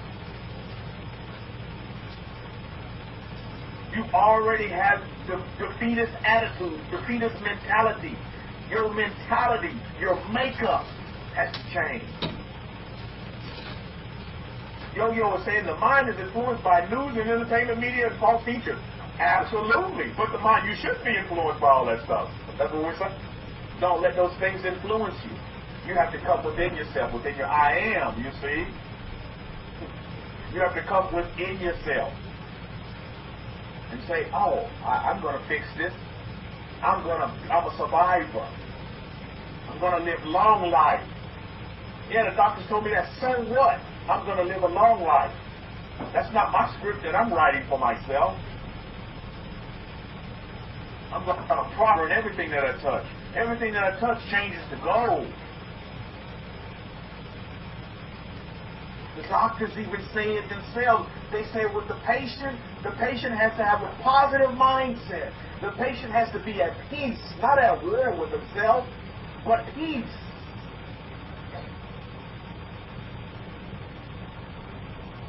The patient has to be happy. You can't go through cancer sad. You have to be happy.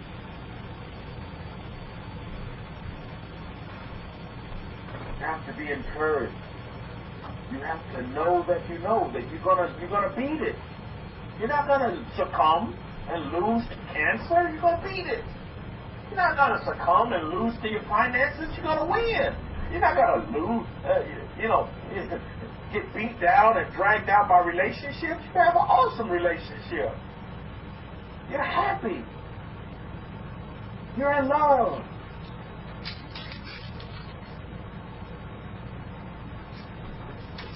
These are the things that we have to look at. Luxury class, luxury class is you can't just roll over and die. But you see, that's the mentality. Like Yo-Yo was saying, that's the mentality that you get from the news media. That's what you get from, these, unfortunately, some of these so-called, spiritual teachers out here.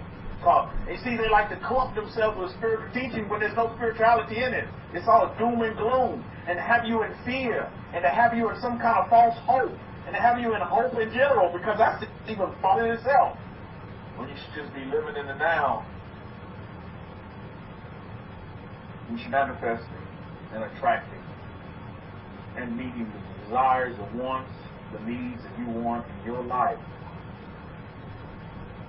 Happiness can be your mindset. If you make it, you have to battle. You're going to have to take back your mind, and you're going to have to take back control over your mind, your conscious self, your inner man. That I am within you. You're going to have to strengthen that I am within you, rise up, put the mind in its place. And don't let the mind play the games on you anymore. You could be happy going through hell, just as you could be happy in heaven, in the heavens. Nothing should phase you. Don't let outside influences phase you. That's what a lot of people do. Oh, they say they're going to take my house. So what? That's what they say. Where are you at right now? I'm in my house. Okay, great. Oh, I owe this bill. I don't know where I'm coming up with that money. So what? You don't know where, but you say you have the money. Now. You have the money now. Don't stress. You see, they get you with the stress. They get you with this fear factor. They put you in depression. My goodness. This is not a recipe for success, Ms. Baha. This is a recipe for you. It's a recipe for failure, Ms. Baha. You are what you think about most of the time.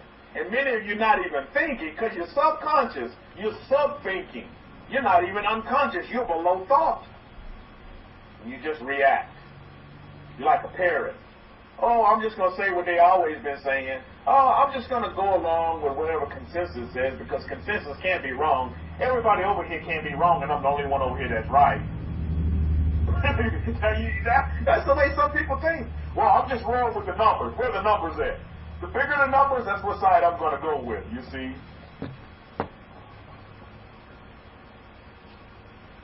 There's no such thing as unrealistic expectations. You expect what you expect. That's what's real. Is that whatever you expect to happen to you, that's what's going to happen to you. That's not unrealistic. That's real. Unless you're expecting unrealistic, then guess what's going to happen in your life? Unrealistic. Everything starts within yourself. You want a better environment? You want a better life? It starts within yourself. You see? It starts within yourself. Yo-Yo saying, what if you expect to get paid $100 and you get 10 cents? Then you keep on expecting to get paid $100. You keep on expecting to get paid $100. You expect to get paid $100. And believe me, if you believe that, and if that's what you truly desire, and you make that a point that, look, I'm going to get paid $100, then you will get paid $100, not 10 cents. But if you're mad and complaining and you only get 10 cents, and you upset, and you're angry at the boss, and you're going to throw eggs at his car, then guess what? You're never going to see that $100. It's because you're clouded by the anger. You know what I mean? You see? You're clouded about the anger. You see? So I think that's important to understand. It's a mindset. And a lot of minds on this earth, on the human side, are not right, because you see there's been a disconnect between the human and the being. And you can only reach consciousness when the human and the being come together and connect. There's been a disconnect. There's a lot of humans walking around here, but no beings. You see? You forgot the being part. The being. I am. That I am side of you. You see? That I am side of you. No. Mainstream tells you got to be worried. Oh, we're going to have World War III. You got to worry about that. Oh, you got to be worried. I'm telling you, we have the most prosperous time in American history. Right now, with the jobless numbers. Any of you seen the jobless report? Me and Hakoin, we follow this stuff. As currency traders, you look at the jobless reports, so it's like, great. The employment numbers are just off the charts. Everybody's getting employed now. And it's brilliant. But you look at the news media, what they talk about? Oh, this and that, and this is bad, and this president's doing bad, this and the other. Well, why don't we focus on the good? How about somebody, and I know somebody either listening via YouTube or live in this room, how about somebody set up a stream and just call it Good News in America? And the only thing that you portray is the goodness that's happening all around us, because there's so much goodness. There's people, yo-yo, that was making less than 10 cents that are now $1 million. Millionaires. Oh yes, that's true. That is so true. There's a man that was living on the beach. Me and Hako ain't know him. We bought his book. There's a man that's living on the beach, homeless. Now he's a billionaire now. This man was living under a coconut tree, or was it a palm tree, something on the beach. Wow. It's all about the mind. You see, but what religion does is it hoodwinks and it bamboozles you, and it tells you, oh no, you have to stay within this model, and God forbid that you break out of this model. Because it's been proven that our model works. Well, what doesn't work? The model works itself. The model, you see. Yo, you're right about that. I would even again to say 100% agree again to see. You see?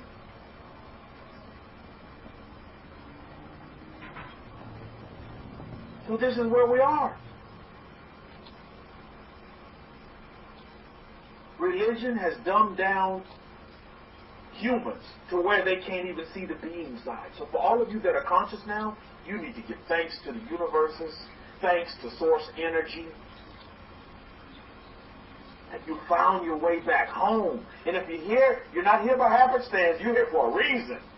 It's because you want a better life at the end of the day. You want to live a great life. However you perceive living a great life is going to be. You may not write the same script that I'm writing. What's weird? I respect your script that you write. Because look, if you're happy, you joyous, and you peaceful, hey, I'm all for it. I'm with you 110%. I say best endeavors to your script writing, because it will be fulfilled just like you want it. These are default settings for humanity. There's no religion in this whatsoever. No religion in it whatsoever. It's all about living a life.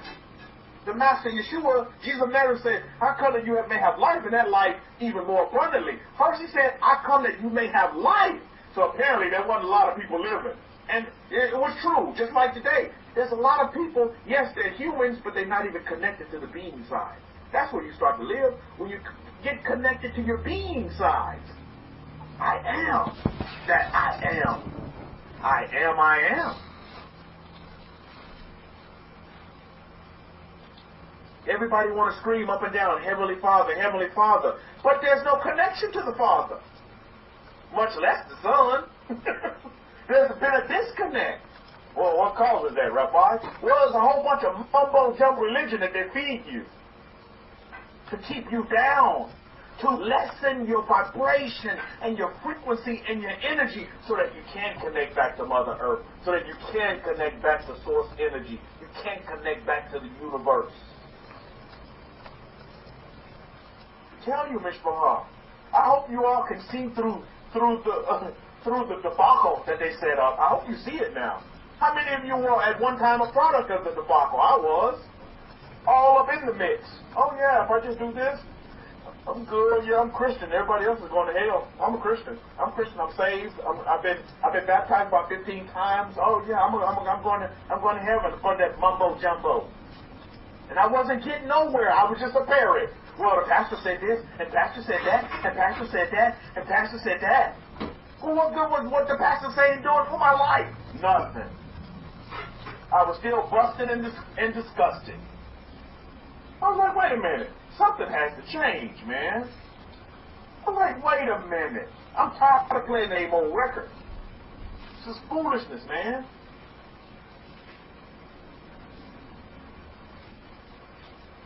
And Baruch Hashem, I give thank you to the universe. Because my desires was met, just like all of your desires. You were seeking and searching out. You wanted the facts on the ground. Give me the unadulterated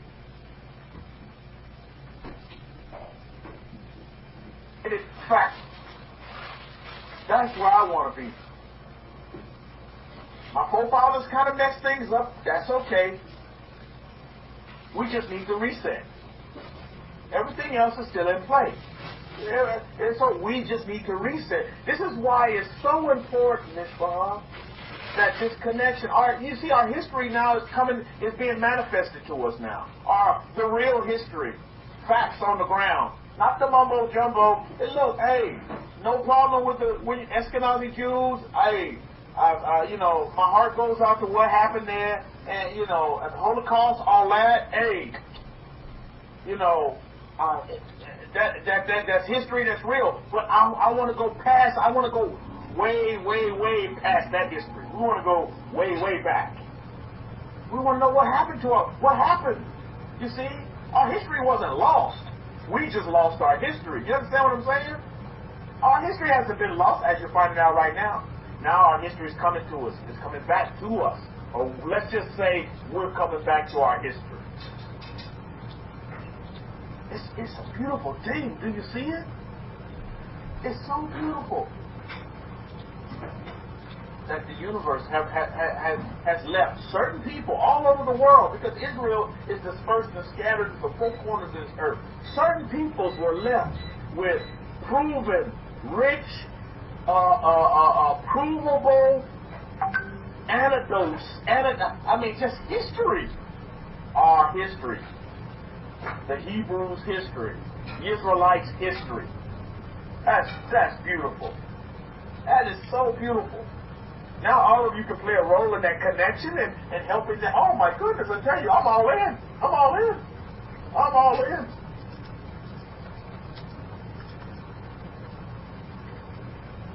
Because I don't have to go in my study over there and say, okay, well, what does the Talmud say about this? Let me pull out the Talmud, this tractate, what this rabbi is saying. No! You don't have to do that, mumbo jumbo. So beautiful, Mishpah. We're living in an awesome time. We're living in an awesome age right now. All of you are participants. You listening via YouTube, you're participants as well. You're participants in an awesome time in history. But, we've been saying this for a long time, and it's so true. And I need to mention this, because lately, a lot of folks have been phoning into us at Forever Israel over here.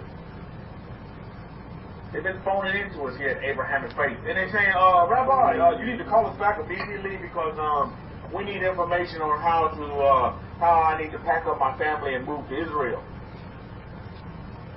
These phone calls have been coming in. I don't know why recently, like crazy.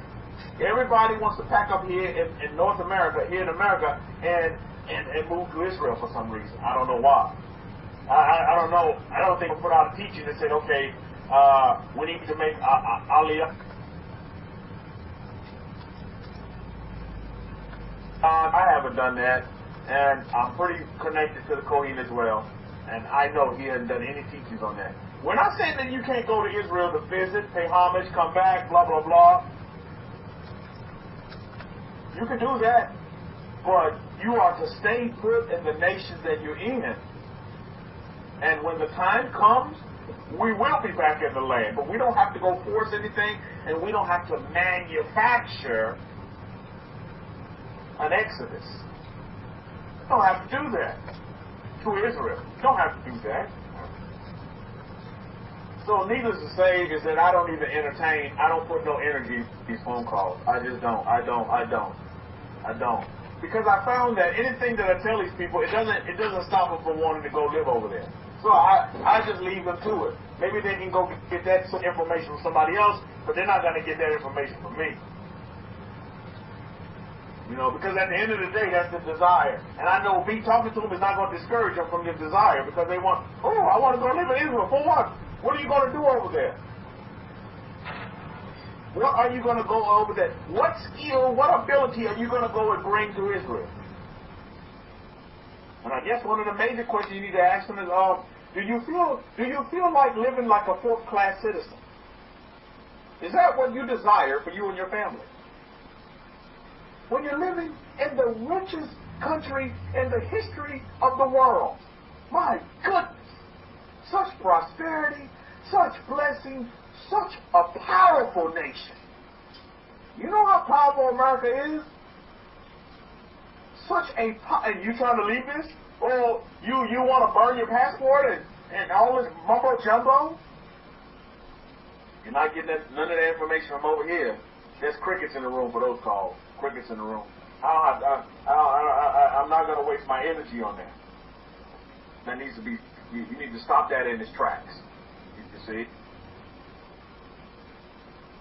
You need to stop that in its tracks.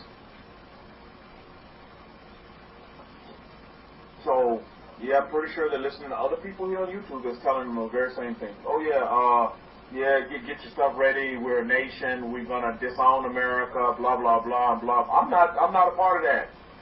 This ministry, this family is not a part of that. Here at Abrahamic Faith, we're not a part of that.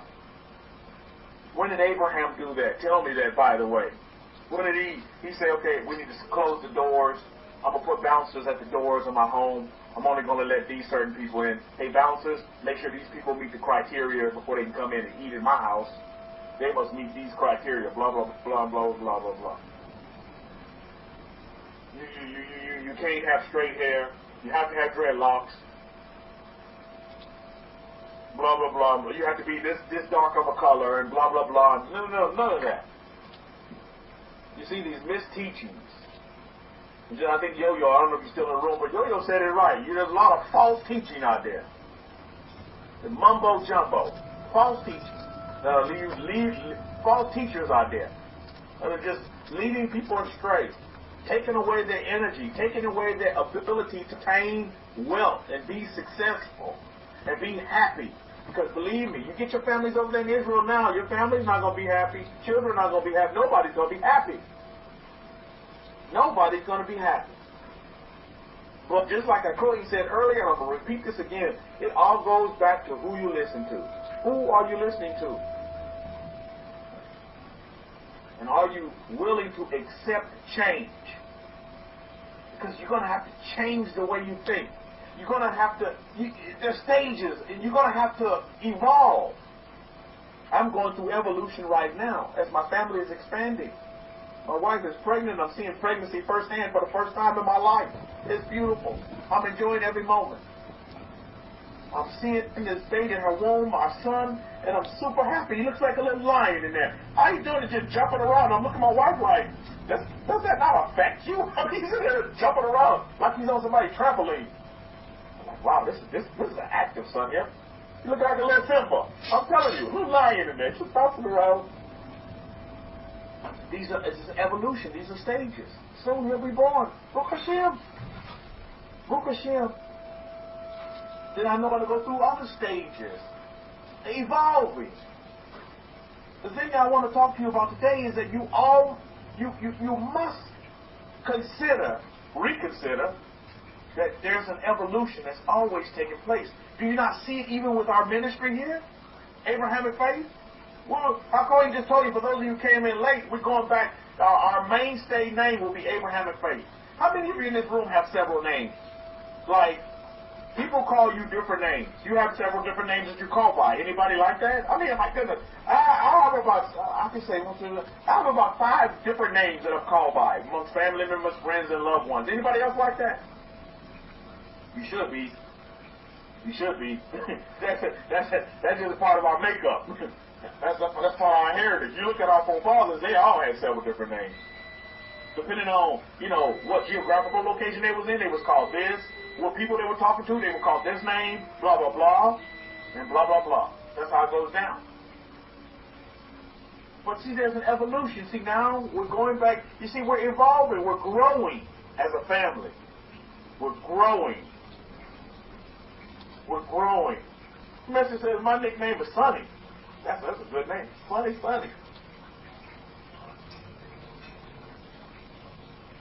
Sonny, keep making more money. So I think that's important for us to understand. Is that, you know, there's an evolution. You always must be evolved. But you see, you must be willing to accept the change and be able to change, Mishpachah. That's what's important. There's a book that I encourage all of you to get. I'm talking about this book for a little bit because I think this is pertinent to today's time. This is important to the now, you see. This is important to the next stage, you see. We talked about your mindset being important for your health. What did I say about that, by the way? Just want to check up on folks. What did I say about the importance of the mindset with dealing with health? What type of mindset that you should have going through health? Anybody remember?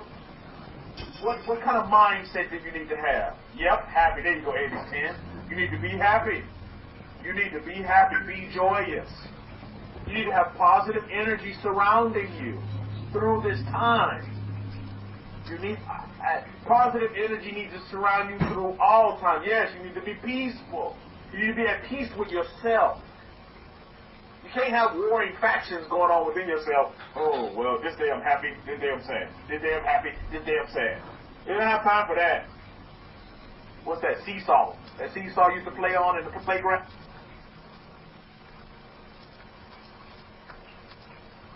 Your message says, don't look in the dump. That's right.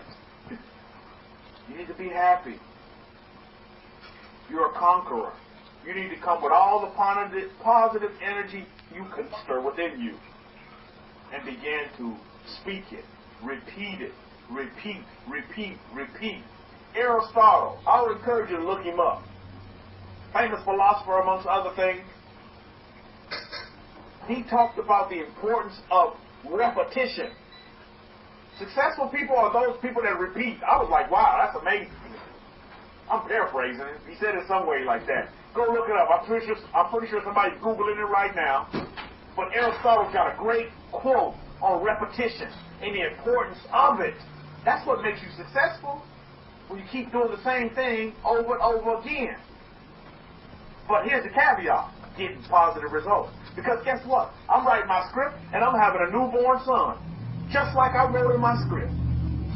My wife's pregnancy is peaceful. It's full of peace. It's full of love. It's full of joy. And it's an uneventful pregnancy. And that's just what's going on. That's exactly what's going on. Just like I'm writing in my script. Just as I take in the morning, I'm visualizing all these things. And they happen just that way. And the next morning I wake up and I visualize things just that same way. There's no contradiction with my visions. Now, I may make some adjustments.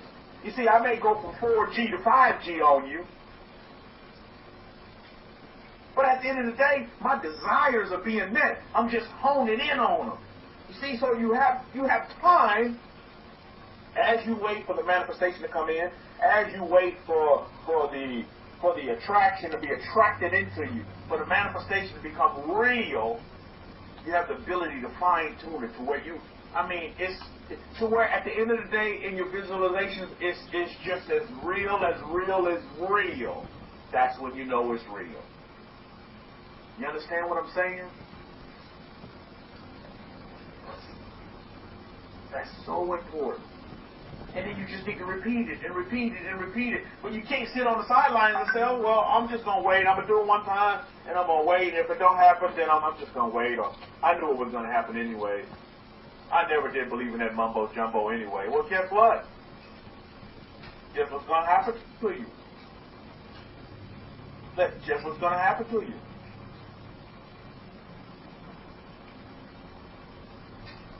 That's just what's going to happen to you. I'm reading this book, and this guy says this, which I think is very important. If the human race is to survive, it will have to go to the next stage. Consciousness is evolving throughout the universes in billions of forms. So even if we don't make it, this will not matter on a cosmic scale. No gain in consciousness is ever lost. Think about this. No gain in consciousness is ever lost. It will simply express itself through some other form. That's heavy stuff. I've been thinking about that. That's some heavy stuff. That's been in my thoughts. You see, because, yeah, you look and you say, well, man, my grandmother didn't get it. Grandpa didn't get it. Maybe mama didn't get it. Maybe daddy not getting it. But I get it. You see? You get it. You understand. You're conscious while they still remain unconscious. You see the I am that's within you. And your ability to be able to attract what source energy has already created for you. It's already there. You just got to reel it in. Right, Rabbi Zechariah? Just reel it in. Well, Rabbi, I don't know too much about this reeling process. That's the repetitiveness. That's how you meditate every day, not just one day out of the week. You do your meditations every morning. You get recharged for the day every morning. You prepare your mind. You do your mind exercises every morning. You exercise your organs every morning. Wow. How many of you have seen the difference as you recharge your bodies every day in the morning? Doesn't that make a difference in your day? Man, you energized for the day, right? You get super energized for the day. And you're ready to conquer whatever comes your way. It doesn't matter. Because you're already energized. That makes such a big difference. I know in my life, it's making a big difference. I'm seeing a lot of change in my environment, in my world. Yes, there's a lot of negative energy around me because I'm dealing with death.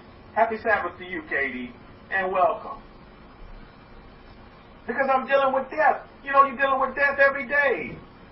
Oh, this baby's going to die. Well, the doctor said this. It almost reminds me about religion. Well, the pastor said this. And the pastor, well, the doctor said he's going to die. If he don't do this, he's going to die, blah, blah, blah. Say, no. We're going to be happy here. And with joy, and you infuse joy and peace and love into a home, my goodness. All of a sudden, the baby's 3 years old. He's supposed to die at 1 month old. But he's 3 years old now. Wow. Amazing. A miracle. The miracle's within you, you see.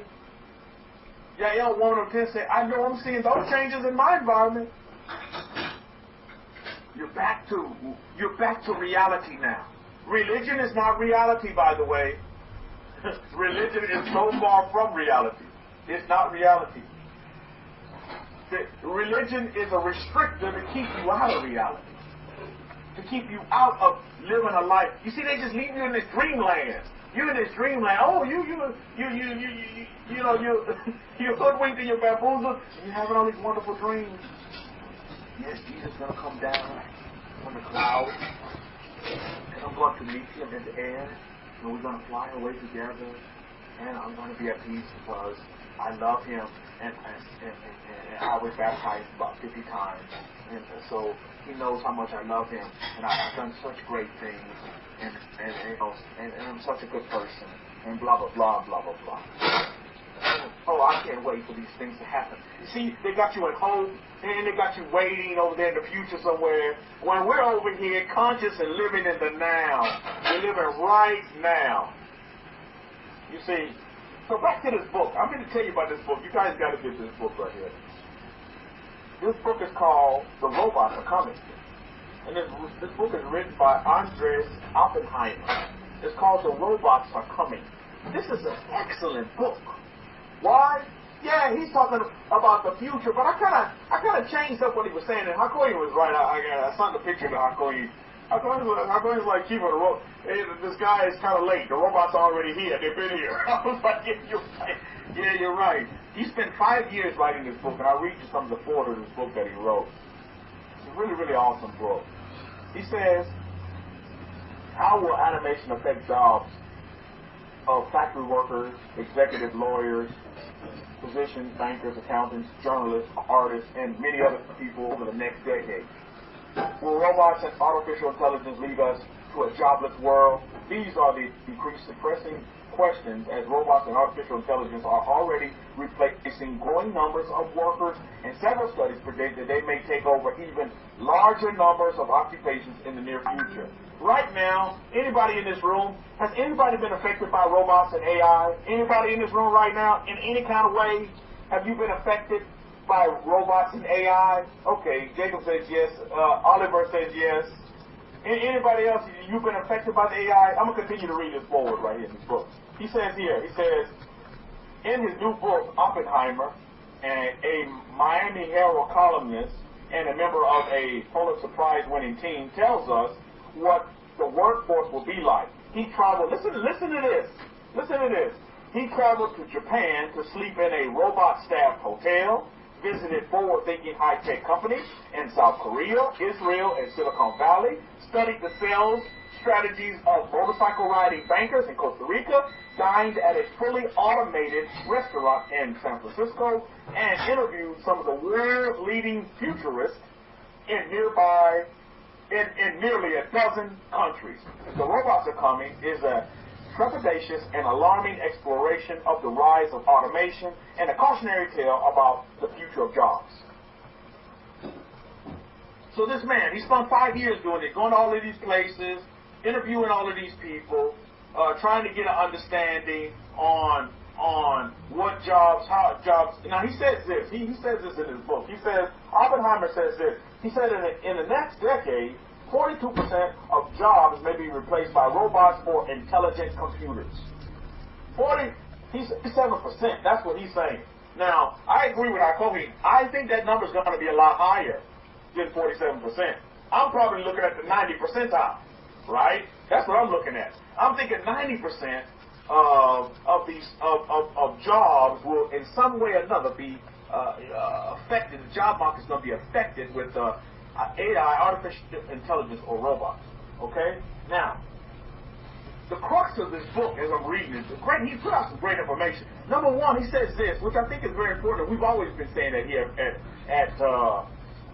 yeah, already happening. You're right. Yeah, it's already happening.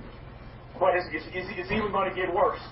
It's coming on a bigger scale, and I don't mean worse in a bad way, but worse in a good way, because now is an opportunity. There's an opportunity for folks to hop in on this, begin to teach children, kind of navigate and steer them in a proper way to go, so that they can be successful in life and do great things and be positive, productive citizens in this world, and do great things for the country that they're in, and may be some of those innovators and creators. Now, what he says in his book, which I find very interesting, he says this. He says, number one, the key thing that you need to do in life is always do what makes you happy. Haven't we always been saying that? Always do what makes you happy. Although you may not take a lot of money initially or whatever you want, he says follow your passion. What are you passionate about? That's one of the greatest things and one of the greatest questions I'll ask you today. Now, he talks about what does your future look like. But I'll change the question this way. What is your now? And if some of you want to respond on that, I would appreciate it. What is your now? I'm not asking you what does your future look like, because I don't go out into the future. I'm now. I'm scripting now. I'm not scripting in the future. So my question to you is, what is your now? What is your now? Anybody want to? If you want to respond, you can. What is your now? Rabbi Benir says it's bright now. What is your now? Paul says being happy is now. What is your now? You see, that's what's important. What is your now? You know, because your now in the future will be now. So you need to make now. We don't deal in the future or the past. We deal with the now. Now, the reason why I say this now is that he names several occupations. Now, this may, make some hairs stick up for some of you. And he says success, relationship, strength now. That's great. Now, this may be some areas you may want to look at that I found very interesting. He lists the top 10 jobs that you may want to look at for your now, or as he coins it, in the future, which I think is very, very important. As I'm having a son. Some of you are having children as well. Maybe you want to evolve and you want to change career fields because you understand the field that you're in is not doing good. Now you see why I've been talking about evolution. You need to see how you want to give back to the community, give back to humanity, and at the same time leave positive energy on this earth and make a difference. Make a positive mark on this earth instead of all this negativity running around here. Negative energy, I don't have time for it. I don't surround myself with negative energy. There's no need for it. There's no time for it. Yeah, I'm not wasting energy on it. I'm just not going to do it. Look, these are his top 10. You'll find these very interesting. Number 1 on his list that he listed was healthcare assistance. Now, the reason why he says this is that he says, hey, people are going to start living longer. Some spouses are going to out-survive and outlive the other spouse. So there's going to be an epidemic, as he calls it, and believe it or not, for you UK listeners, that's going on right now in the UK. Prime Minister Theresa May, back in 2018, she actually came up and appointed a minister for loneliness. Can you believe that? Because there's a lot of people that they're going to be lonely. She appointed a minister of loneliness, because in the UK, there's a lot of people that are living sedentary lives and they're just lonely. I didn't know this. I was like, wow. So she did this back in 2018. She appointed a minister to deal with the loneliness factor. Wow, that's heavy. I didn't know that, Akohim. Akohim says, being a UK resident himself, amongst other residencies, says, yes, that is true in the UK. So there's a lot of people, running around here, with loneliness. Hey, silly puppy, you can stay, but you're gonna have to, cut out the semantics. We're in the middle of a lecture here. Please show some respect. Appreciate it. I'm going to say the old people are not visited by their relatives, and they are very lonely. So Prime Minister, she set up this. She put this minister in charge of just dealing with loneliness. So one of the number 1 jobs is, see, this is where you all come in, because you guys are conscious. You guys, you love humanity. You love human beings. You're all about peace. You're all very happy. You're all joyous people. Man, these people are going to love to be around some folks like you. Going to love to be around people like you. That positive energy, because that's just what they need. They don't need to hear the doom and gloom and the negativity of loneliness. Is loneliness a positive or negative energy? Is it good to be lonely? You see? So we have to look at that going forward. Is that there are going to be a lot of, aging populations. China is seeing it right now. These big mega countries, they're seeing it. So, the first one that he listed was healthcare systems. He said because to fight the epidemic of loneliness, UK has already started to deal with this by setting up a minister for loneliness back in 2018. The next job he listed was data analysts, data engineers, and programmers. Job number 2 you want to be looking at for sustainability, for abundance, and for giving back and providing good service for the nations that you're in. Because they're all going to need this stuff. Data analysis. I mean, everybody's doing it, from restaurateurs to the Costco's. They're all looking at data. Oh, what are these people buying? What are they eating? Programmers, they all looking at it. Always looking at these things. Job number 3, digital security guards. My goodness, need I say more about that? Digital security guards. Not guard buildings anymore. What are they guarding? They're guarding that data, that information now. Ask Julian Assange what happened to you. He'll tell you about some digital security guards. Sales consultants, number 4, listed on there. Even though you still have an aging population, people still need things. Need to direct and target sales to particular niches and environments. I'll tell you, this is good stuff. Number 4, robot. No, this is number 5. Robot maintenance technicians and programmers. Arcoin was mentioning this earlier. Yeah, even though you have these robots and you have these AIs, they're going to always need updates. Most of you have these iPhones or had them at one time in your life. You understand that these iPhones, even Android phones, go through and need updates, right? Your phone will tell you, oh, it's time for an update.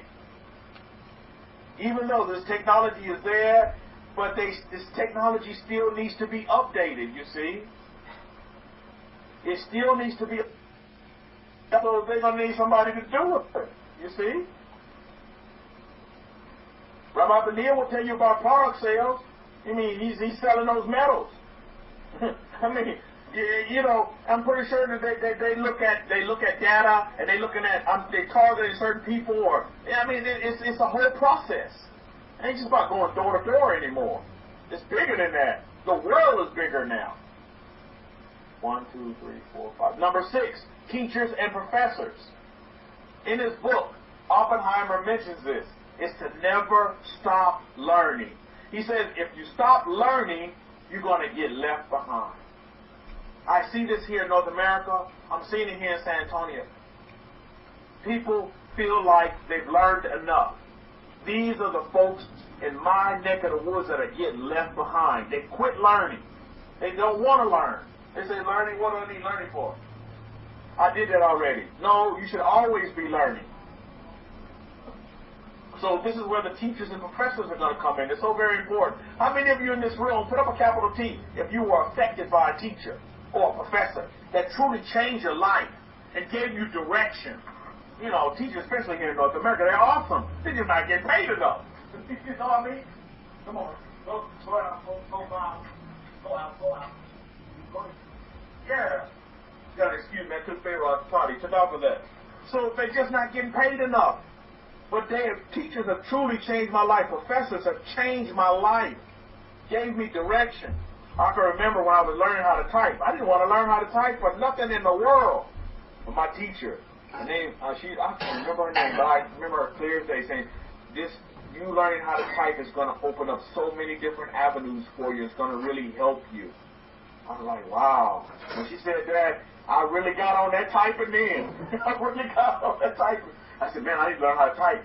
She said it's going to change my world. And lo and behold, it has literally changed my world. It made my world so much easier. Typing, Miss Bahar. Typing. Daniel, a.k.a. Paul Walker, said FedEx and UPS just recently did trials on AI delivery. Can you imagine no man or woman driving to deliver anymore? How many people would that affect? Oh, indeed. You think about that. Just think about that. I know Amazon, they're doing those tests on drone deliveries. How many of you seen those drones flying over your house? They drop packages right to your door with a drone. Wow. That's some stuff there, I'm telling you. AI. We need to be prepared for this. If you haven't been prepared already, that's why I want to hone in on this today. Okay, after the teachers and professors, the next one that he mentions is alternative energy specialists. And everybody's talking about this, going green, and this, that, and the other, and the third. That's big business. Big business. You may want to get your children in, or you may want to get in. I know these windmills, these guys that fix these windmills, these big old mills, they're getting paid good money to do this. They go and repair and do assessments on these big old windmills, that circulate energy and all, and they're making good money doing this. And a lot of people here are going to school here in Texas to do that now. That's becoming a great little career to pick up on. Is repairing the windmills and assessing them, make sure they're working properly, so that these windmills generate a lot of energy. Another form of energy, clean energy that they get into. So that's something to look at as well. That's another one to look at. Now, the next one on the list after the alternative energy specialist, Oppenheimer talked about artists, athletes, and other entertainers. They're going to be needed to keep people happy. Some people only joyous when they're watching a football game. You ever notice that? After the football game is over, they're depressed or either they're happy. That's it. Because their team won or their team lost. So athletes, entertainers, a good person that tells jokes, you can tell good jokes, keep people happy. You see, that's positive energy. Some of you may have been class clowns in school. You know, maybe that would have been a good profession for you to get in on the side. Start you up a YouTube link and just start telling jokes, making people laugh, keeping people happy.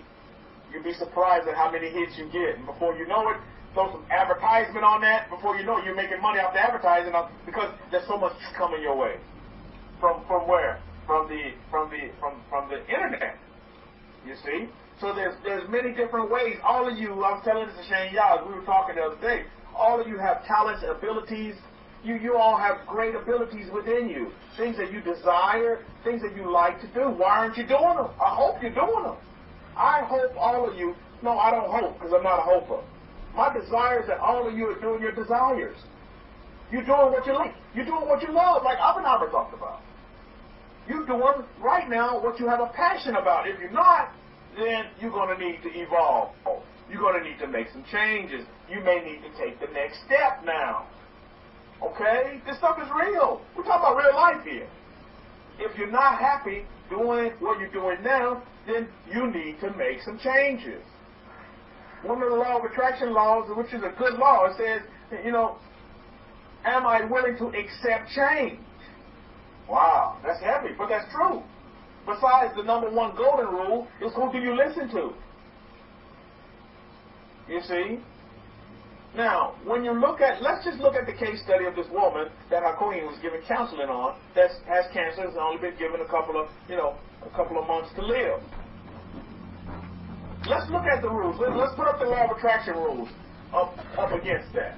Number one, who did she listen to? She listened to the Kohen, right?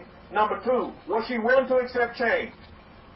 Anybody to answer to that? Let's just put the facts out there. Think about that. You see? So based on that, can we say there's going to be success? Is there success brewing in this story? Well, I submit to you not. Because number one, she didn't listen to the Kohen. Number two, she's not willing to change. Because she didn't listen to Kohen. Kohen said, okay, well, you're going to have to do this, this, and this. Oh, wait, no, I can't. Oh, wait, I can't do that. Well, where's success rate going for her? Down to 2. Nothing that Kohen did. She did it to herself. You see? So they're looking at artists, athletes. Some of you are great artists. Athletes, entertainers. Next one that he mentions, Oppenheimer mentions this in his book. The robots are coming. Product designers and creators of commercial content. Product designers. That's Shane Yah. You guys want a product design? You get with Shane Yah. He'll make it happen for you. He's doing a logo for me for Emor Earth right now. He'll make it happen for you. You want your dream desires put on paper. You want your dream desires to be real, so that you can go out and sell it. Go out and hit that niche market that you're trying to get into. Shane Yah is your man. He can help you out. I've been telling you this over and over again. He can help you out. A lot of you have great design. You're inventors. That's what you are. You're entrepreneurs. Make it happen. You've been sitting on that for so long. And then this final one, number 10, was what? Spiritual counselors. He said they're going to always be needed. As long as humans on this earth, they're going to need spiritual counselors. And in that group, he put priests, imams, rabbis, etc., etc., etc., all those spiritual gurus, etc. They're always going to be needed. But again, who do you listen to? At one time, I was listening to so-called Pastor Hagee. That didn't get me anywhere. So the law of attraction rules hold up in that aspect. It's because they're asking you, okay, well, who are you listening to? That's the biggest downfall for a lot of folks, is they're listening to the wrong person, and yet they continue. So I had to evolve from Hagee's church here, Cornerstone Church in San Antonio, Texas. I had to evolve from that. I was willing and able to accept change very quickly. You see, I make a good law of attraction student because I was willing to accept change. We see what a lot of folks can't. Well, Rabbi, you don't understand. I've been with this pastor for so long. Oh, I've been with this rabbi for so long. This imam. Oh, I've been with him for so long. I just can't. I don't know how I can do it without him. Or you look at it even in relationships. Oh, he's my God, Rabbi. I've been with him for so long. We've been there together 20 years. Now you're telling me that it's not going to get any better. Blah blah blah. You have to be willing to accept some change in your life.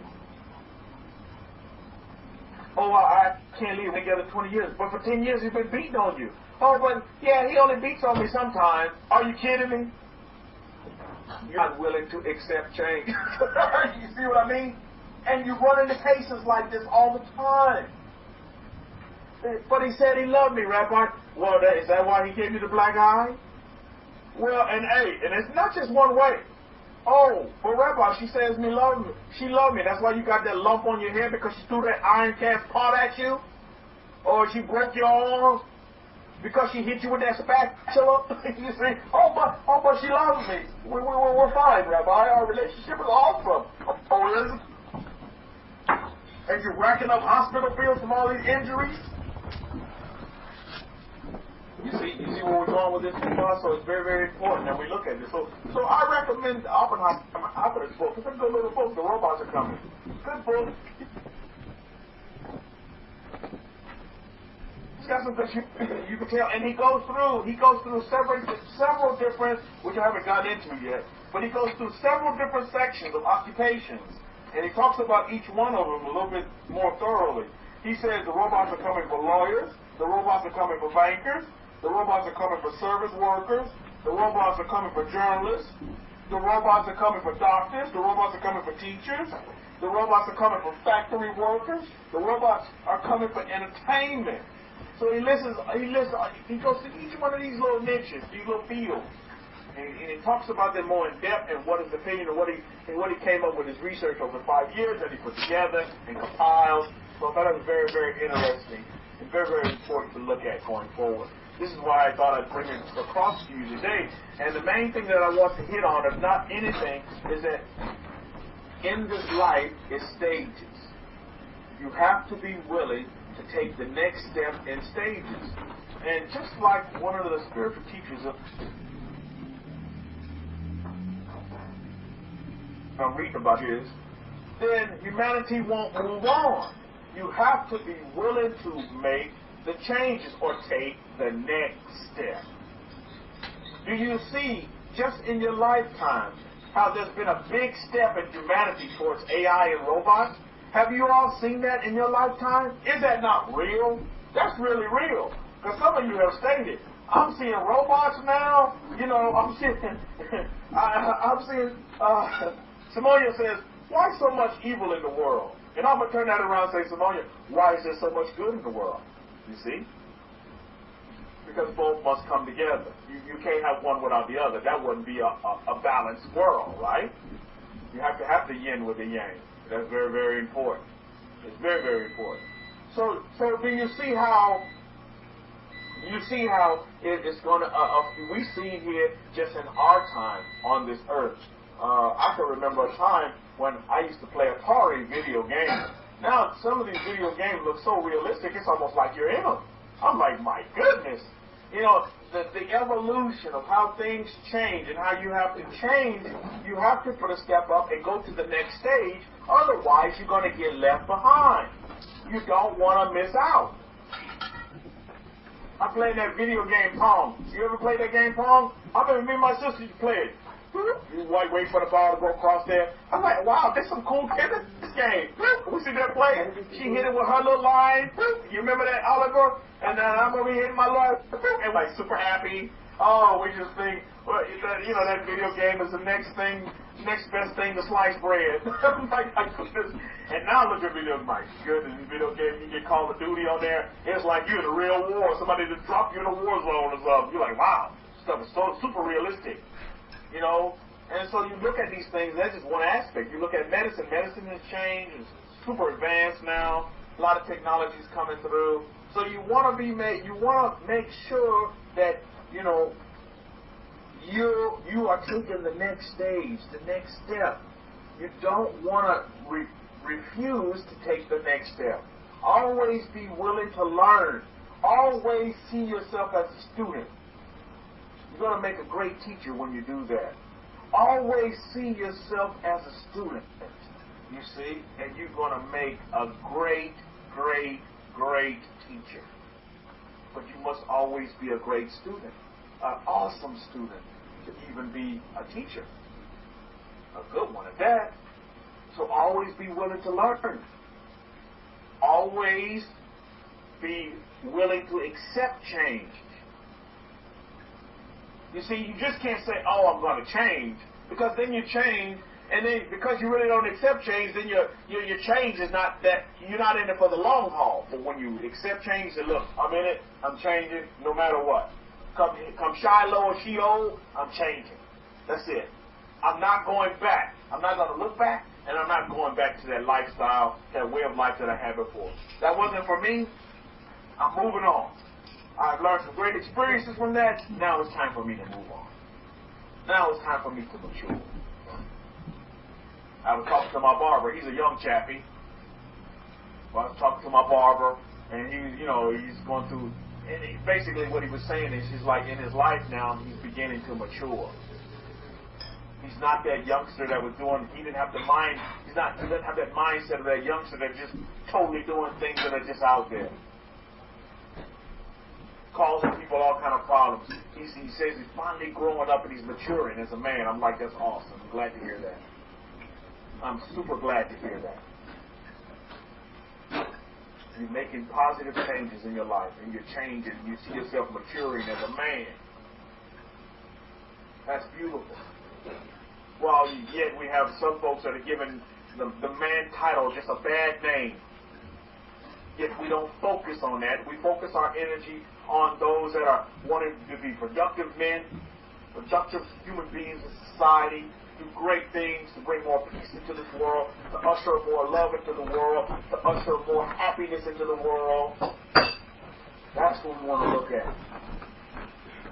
We don't want to put our focus on that negative side. It's going to be there. You see it.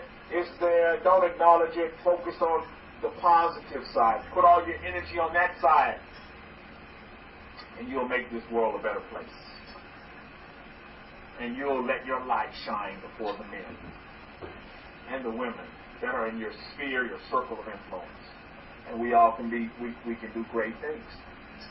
You are great things. You are abundance.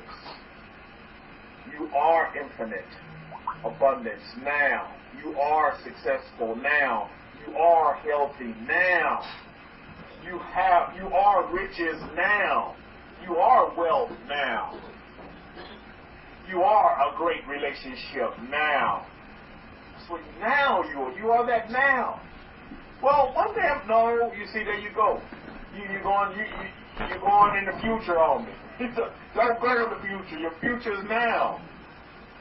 And I know it's this stage. When you go to these stages, it takes some time. It requires a lot of patience. But you have the Koine to give you assistance and guidance. But I want to encourage you to be willing, be man and woman enough to get to the point where you say, I'm willing to take, I'm ready to go to the next stage. I'm ready now to go to the next stage in my life so that I can have a wonderful life. However you may perceive wonderful in your life. Whatever your desires may be, your wants, your desires, your dreams, your thoughts, your visions, make that real. It can become real. It doesn't have to be pie in the sky. This is real stuff that can happen. It's real, and it works. But you got to work it the right way.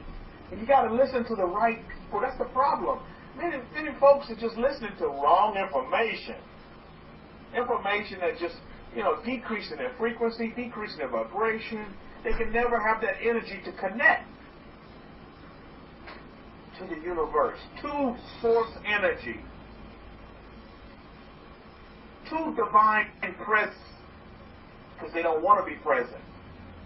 They don't take the time to be silent so that they can be present.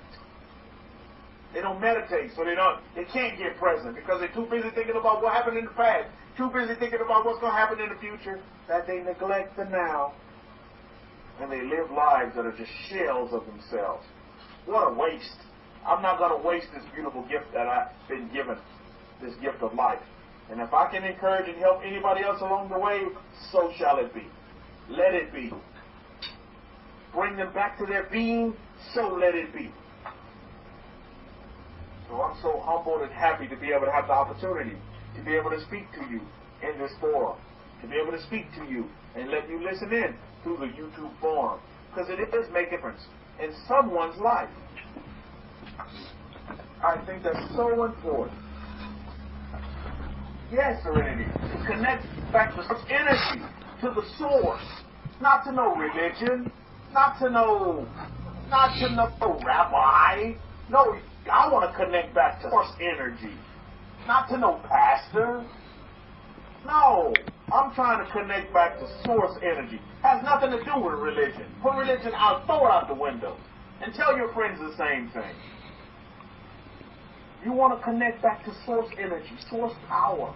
You want to connect back to omnipresence. You want to connect back to divine presence. So to do that, guess what? You got to be present. You have to be present. You have to be in the now. You can't be in the future. That's how you're hoodwinked by religion. They bamboozle you by their foolishness, man. They give me these little fictitious stories. No, I want heaven on earth now. Not by it. I want it now. And who's to say I can't have it? I want happiness now. I don't want to be sad now and have happiness later. What good is that? I want happiness now. I want joy now. I want peace now. I want love now.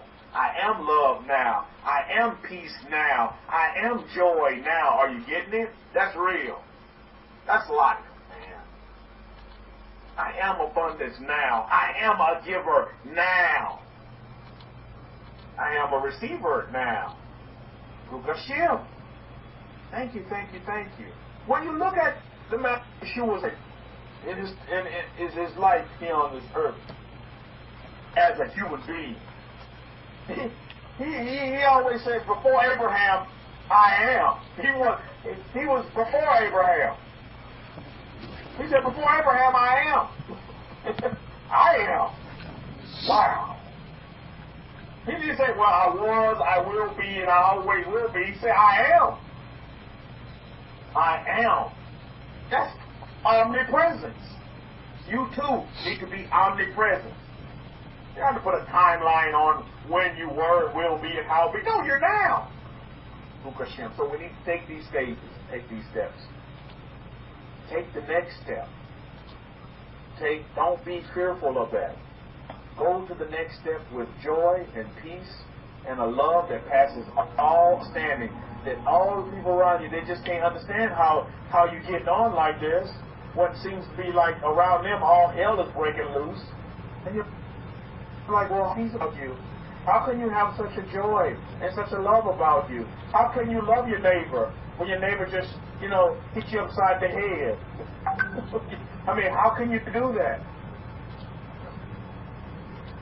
It's because you connected to your I am, that source energy that's within you. The kingdom of heavens, the kingdom of the most highest, the kingdom of source energy is not without, it's within you. How come you think we don't have no standing temple today in Israel? Because the kingdom is within. It's within you. You don't need a freaking building. Come on, man. You don't need a building. You see, that's what the Creator is trying to teach. See, because then the focus, the energy would be on the building and not on the true essence. In the garden, there was no building. You see, it was within. Ha'adam, within. We come from earth, animated by source energy. Wow, that's beautiful. That's beautiful stuff. I love Earth. I love this planet Earth. I love it. I love it. And I'm going to do my part to take care of it. You too. You should do your part to take care of Mother Earth. And to give back to Mother Earth, just as Mother Earth is infinitely, abundantly given to humanity. What does Mother Earth ask back in return? Out of all her giving. Do you sit here, is Mother protesting? Believe me, Mother Earth is not protesting.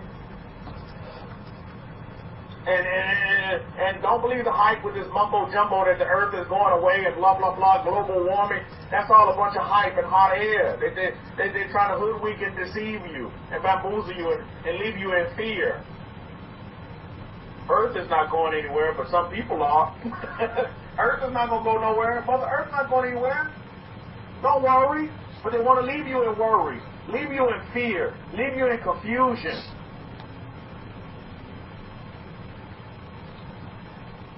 You know what you can do to give back to Mother Earth? Plant a tree. Grow a garden in your backyard. Start a beehive. Start an ant farm. Have a worm farm. You see, give back. Give that energy back. That's beautiful, isn't it? Who can't grow a plant in their house or in their garden, in their backyard, however you may call it? That can be done by anybody. You see? Akoni said, Yeshua said, I have come so that you can have a more abundant life, while Christians are still waiting for abundance in the future. So deceived. Isn't that so true? Akoni, I was a part of that mumbo jumbo. Oh, I'm waiting for my riches when I get to heaven. No, I want that now.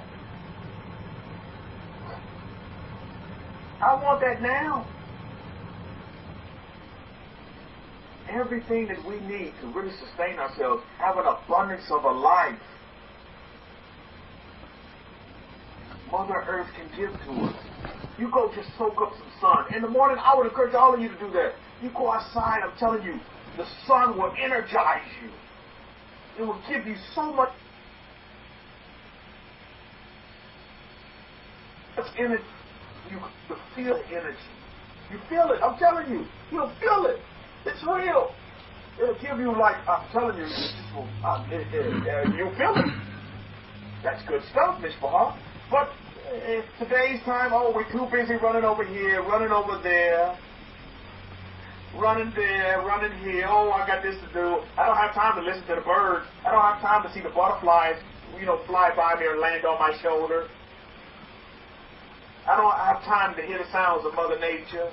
I don't have time to look up and see the clouds and look at and give thanks and show gratitude for the wondrous things that are around you. These beautiful colors that you see coming out. And I know all of you see these beautiful colors. You see?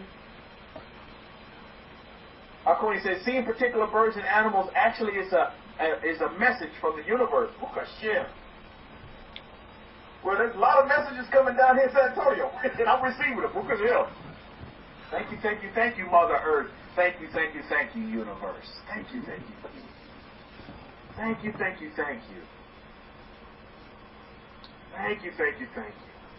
You go find your scripture somewhere else, sir. We're not here for religion.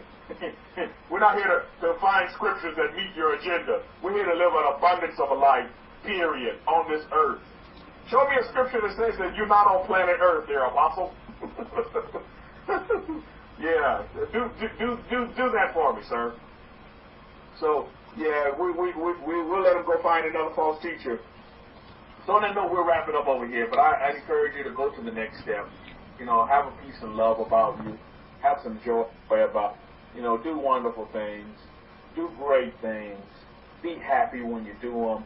Feel good about yourself, and self will feel good. Put around you and manifest around you an environment of love and of peace and of joy. And not of, putting somebody else down, making yourself higher than somebody. You stay humble and you stay happy. And believe me, you'll see great changes that occur in your life. Great changes, Ms. Bahar. On that note, we'll wrap it up. We'll turn it back over to the Queen for any questions. I know somebody may have had some questions earlier. Please, this is an opportunity for you to state your questions. We welcome you all to the room. Maybe you're listening via YouTube. You want to come in live to the room. You're more than welcome to come in here. Empower yourself in the footsteps of Jesus. That's the name of the room here on Power Talk. You're more than welcome to come in and for a session. We start 9 o'clock Central Time. I'm here in Texas, so we start 9 o'clock Central Time, my time. You may need to make some adjustments according to where you are in the world, but you're always welcome here. This is, Abrahamic faith. This is the Abrahamic faith room here. So, Abraham had his doors open for everyone, and so should we. We're the same in his model. We're in the same model of our forefathers. Same model. People will come in here with different understandings, different teachings. I respect that, but I would encourage everybody just to have respect. We're going to agree to disagree at the end of the day, but I can tell you, at the end of the day, when we look at the physical presentation and manifestation, I'm happy every day. I'm full of love every day. I'm full of joy every day. I'm strengthened every day. And I'm seeing my desires met every day. My wants every day. So you think I'm going to break that model and change for some mumbo jumbo? No, I'm not going to do it. I found what worked. At least I tried all these other different things that didn't work, and I respect the experience that I went through in trying all those different things. But now I'm home. I realize what works, and I'm connected to source energy. I'm connected to Mother Earth, and that's real. You see, that's real. That's real. So I don't have time to give energy to those that are just not. I don't give energy. I don't give positive energy to negative things. I just don't do that. I don't do that. And it's just some human beings just not. They're not at that level. They're still on the human side. They haven't connected to the I am, to the being within them. And once they begin to do that, they begin to see how beautiful humanity really is. And they'll have a respect for their fellow being, but some people just not, they're below thought level. They're below thought level. They just want to react. And you got to leave them to it.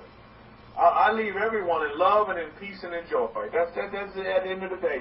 If they don't have it, they don't have it. If they never find it, they never find it. So be it. I'm going to sleep well. I'm going to sleep very well. Torah said, Rabbi Kefa, keep in mind, I'll be a babysitter. Okay, you better have a lot of energy, because this little lion cub is going to keep me busy.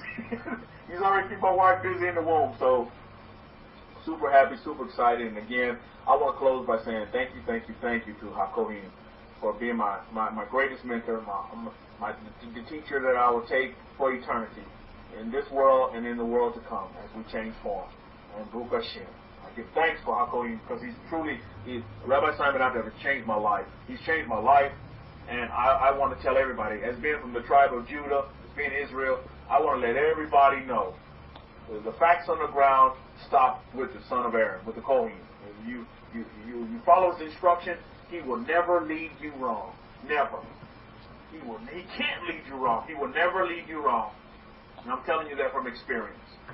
He will never lead you wrong. Now, you may not like what he has to say, and it may be uncomfortable for you to deal with. But again, rule number 2, are you willing to accept change? Who do you listen to? Rule number 1. Rule number 2, are you willing to accept change? A lot of things needed to change in my life. Simonia, don't feel forsaken, because you are in the room of the faithful. You are in the room of those that have never been forgotten. You are in the room of those that that have a covenant with source energy. We have a covenant. We're covenant people in here. We're not forgotten. We're not forgotten about. We're covenant people. And with a name like Simonia, Yah has not forgotten you. You have him in your name. So you're far from forsaken. You're fortunate. Baruch Hashem. So you're more Simonia, you're welcome to come back. We'd love to have you. And you shake off that forsakenness, because that's not you. That's not your nature. It's not who you are. That's who somebody told you could be, and then you accepted that, but that's not who you are. You're not forsaken. Humanity's not forsaken. So on that note, I'll close it out, pass it over to Hakohim, and let's continue to move forward. My desire that all of you have infinite abundance wherever you go, and whatever you do. Shabbat shalom and shalom shalom. Toda for that, Rabbi Kefa. So I wanted to give up, there's probably going to be testimonies coming through with various of our, our awesome tribes in the nations. And I wanted to give a testimony, and I want to give a thumbs up, because I was probably in the waiting list for a green card, permanent resident. And I was in the waiting list, and I had this on my script, and I basically just saw one thing. Let me tell you what I saw and how it came to pass. I saw that my wife over here, because I was out of town, and of course I wouldn't know that I would be out of town, but I just said I'm out of town, and my wife contacts me and tells me your green card is here. And so the day came, this is last week, the day came, and the wife contacted me and told me that I have been approved, and she said that the green card will be here within 60 days. Now listen to this. My script read that the green card is here, because I didn't know the in-betweens, that they'll send you a paper first and they'll acknowledge that you've been approved and all that. So I just saw the green card here. I did not see the 60 days. In my script there was no 60 days, but anyhow, what happened, the very next day, she contacted me and said, your green card is here. So My script was met 100% to the letter, to the T, as I had written it. So Baruch Hashem Yahweh, that what you write for yourself, if you are serious about it, if you believe in it, as our Master Yeshua said, because these people come here with their mumbo jumbo Christianity and they'll say, hey, where does he talk about Mother Earth? And I'll say, hey, where does he talk about being happy when the Messiah comes? Where does it say that I have to be happy when the Messiah returns, and I can't be happy right now, and I can't be abundant right now, and I can't have paradise right here on this good planet Earth? Where does it say that? And they don't have a single scripture to support their mumbo jumbo about them being happy in the future in some faraway place which they've never been to, and they like to live in that la la land. Sure, I believe in the restoration. The restoration of who? Christianity? Or the restoration of our awesome tribes of Israel? We have to ask a fundamental question. Ask the right question, get the right answer. So therefore, it's very important to know that. Ask the right question, get the right answer. Ask the wrong question, get the wrong answer. God can only return to you what you actually are seeking, but you got to seek it with the correct attitude. Now, when Kefa says to infinite source, we're not referencing some mumbo jumbo entity out there. We're talking about the God of Israel. That is infinite source. We are talking about Yeshua, the one who appeared to men, the one who declared himself to be the eternal I am. So let's not pretend that we're speaking from some unknown source. No, that is eternal source. And if the Master Yeshua said that the Father is greater than I, then it's connected to the eternal source. The two are one. He said, I and my Father are one. Echad. So now, again, this is what I said. This is what I'm saying, that these people will throw, they put nice titles to their name, like they're bishops and they're apostles and they're all this, and yet they don't know the simple thing about an apostle. What is an apostle? This particular character that was in our room earlier, who called himself an apostle of truth, is nothing but the truth, nothing but far from the truth. He calls himself apostle of truth. An apostle, by the way, in Hebrew is a sholiach, somebody who's sent. He doesn't carry no mumbo jumbo truth on him. Let me actually tell him what apostle really is. Apostle takes a message of the infinite source, the God of creation. That's what the apostle is supposed to do. The apostle is not supposed to go down and say, hey, give me a scripture for this. Hey, give me a scripture for that. What do you think this is? Some kind of movie? This is stupid nonsense you're going to talk about with me like that. I'm going to say no. How many apostles did you say in the prophets go down like that? Hey, give me a scripture. Jeremiah speaking. Yeah, give me a scripture. Nebuchadnezzar, you said that my God cannot do this, or you said you can do this. Give me a scripture. I tell you right now. You see, this mumbo jumbo that they come out with is so nonsensical. Sometimes I feel like slapping them in their face. Honestly, if that man was in front of us, I'd slap him in his face so hard, his teeth will knock out of his mouth. Because that's their problem. Their problem is that the garbage that they're preaching, the garbage that they've been inheriting all their lives, they just can't see outside of themselves. That's what I said. They just can't see outside themselves. And this is what I was saying to you earlier, that like a 2-year-old child, they are like a 2-year-old child brainwashed. They cannot reason for themselves. They cannot see outside of themselves. They can only see the mumbo jumbo they've been preached over and over and over again, and it's become my goodness, status quo for them. It's become the gospel. And yet everything else, the infinite source, the God of creation, the God of heaven and earth speaks about, is totally ignored, totally put down. If you speak about him, they'll say, no, no, is this way, is that way? Well, I have to ask that question to this man. He left pretty fast. He didn't let me wait for me to come. One of those, I'll give him some of his mumbo jumbo back to him. The thing is this, that he talked about, you are a false teacher to Rabbi Kefa. I should have asked him, who gave you the authority to say that? Who has given you the authority to say somebody is a false teacher or not? Even Jeremiah didn't claim that, and Jeremiah was a priest. He didn't claim that. He didn't go. There was only one person in the Bible that made that claim. There's only one person that you'll read about that actually made that claim about a false teacher. And that, was, of course, who else but Elijah the prophet. He made that claim, because he went to declare God. He went as a sholiach and as a prophet. He did both offices at the same time. He took a message with him to the king. He wasn't just branding his name with, Bishop so-and-so of truth. So this is my point. When we had something happen in our scriptures, in our history, we actually had somebody who sent them. Somebody with a message. Somebody who said, go face these people. Go tell them what you're supposed to say from me. Well, yeah, I like to see this. I like to see this in today, 2019. One of these Christian, out of Christianity, these bishops come up and say, hey, the God of Israel sent me. And he said this to me. And he told me to pass this message to you.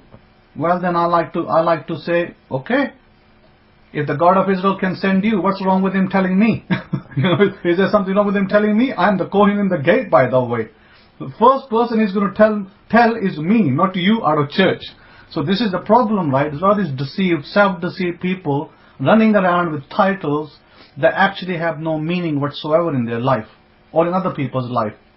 I could tell you in the last week alone, there's at least 4 people that I've spoken to that I have given, I have been able to give, information that will save their lives.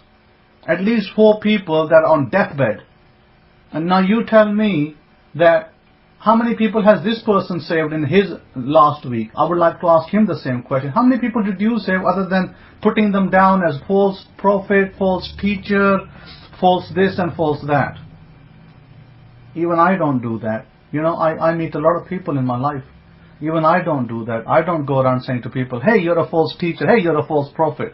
I don't do that, because I listen to people, I let them get on, and I let them have their opinion, and I continue with mine.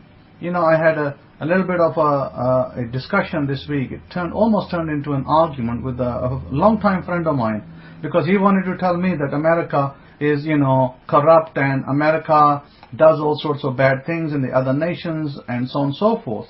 And you know what I told him? I told him that America is a great nation. I don't want you to speak about my nation in such terms. I said, don't do it with me. I'm not going to have it. I allow you to have your opinion. Thank you very much. But you are not to speak in those negative terms about the nation where God has placed me. I said, I love UK. I actually have a British passport. I am a citizen of that nation. I love that nation too. But you are not to speak about my country right now. He goes, but aren't you British? Aren't you English? I said, no.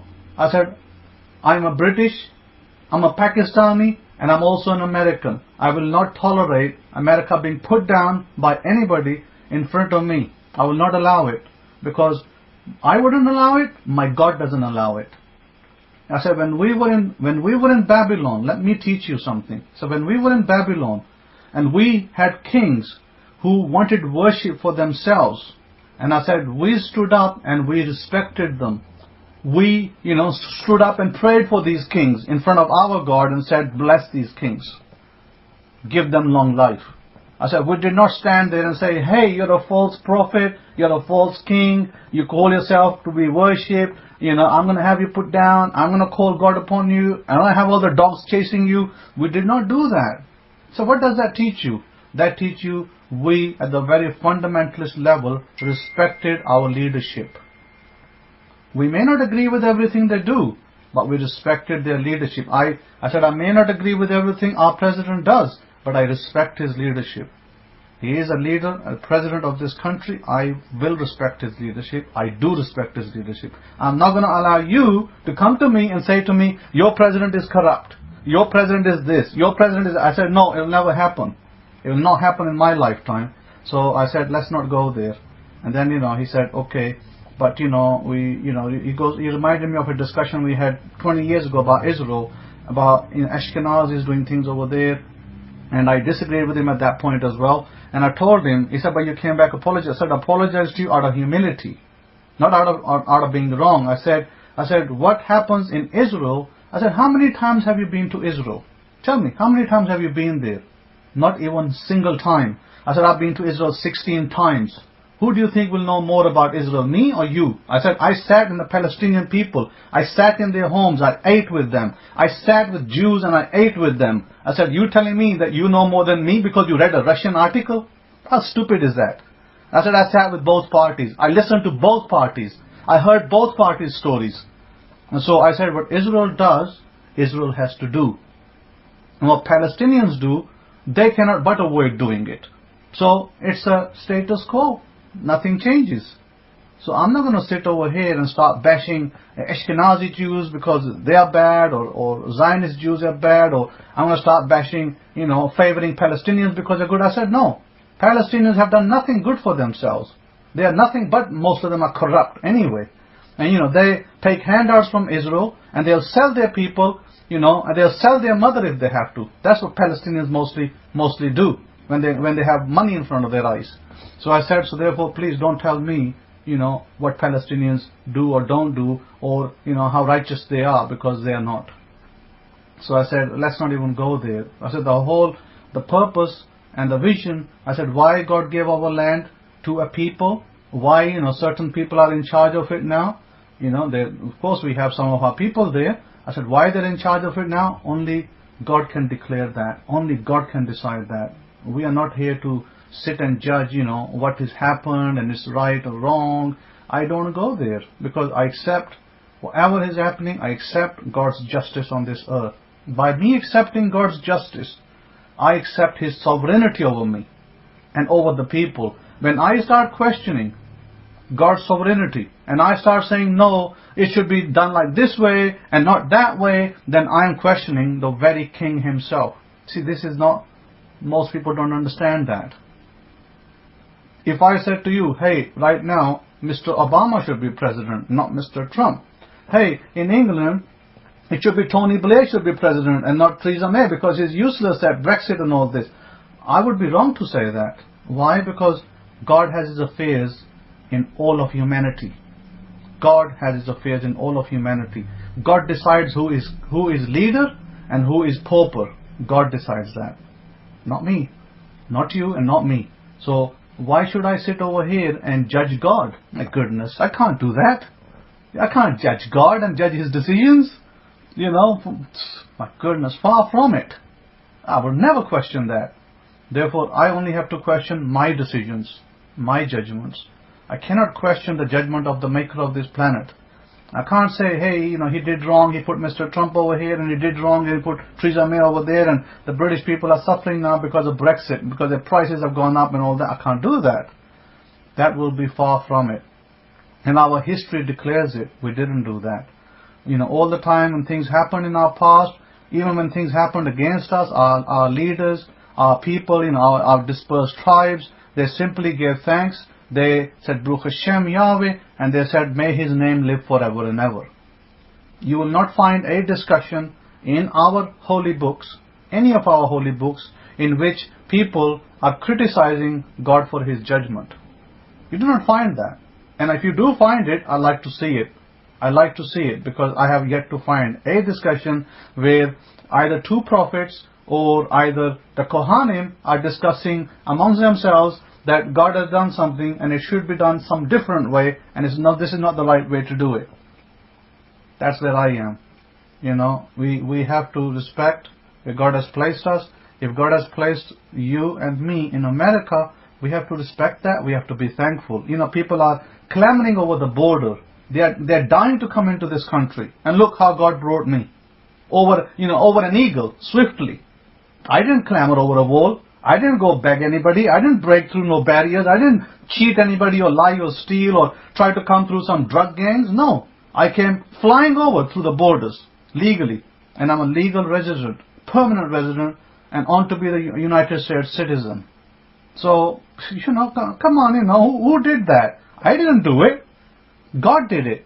All the credit goes to the Master of the universes, the one who created us, the one we called Master Yahweh, Master Yeshua. That's where all the credit goes to. And I want to give credit where credit is due. I don't want to give credit to anybody else, because only He did it.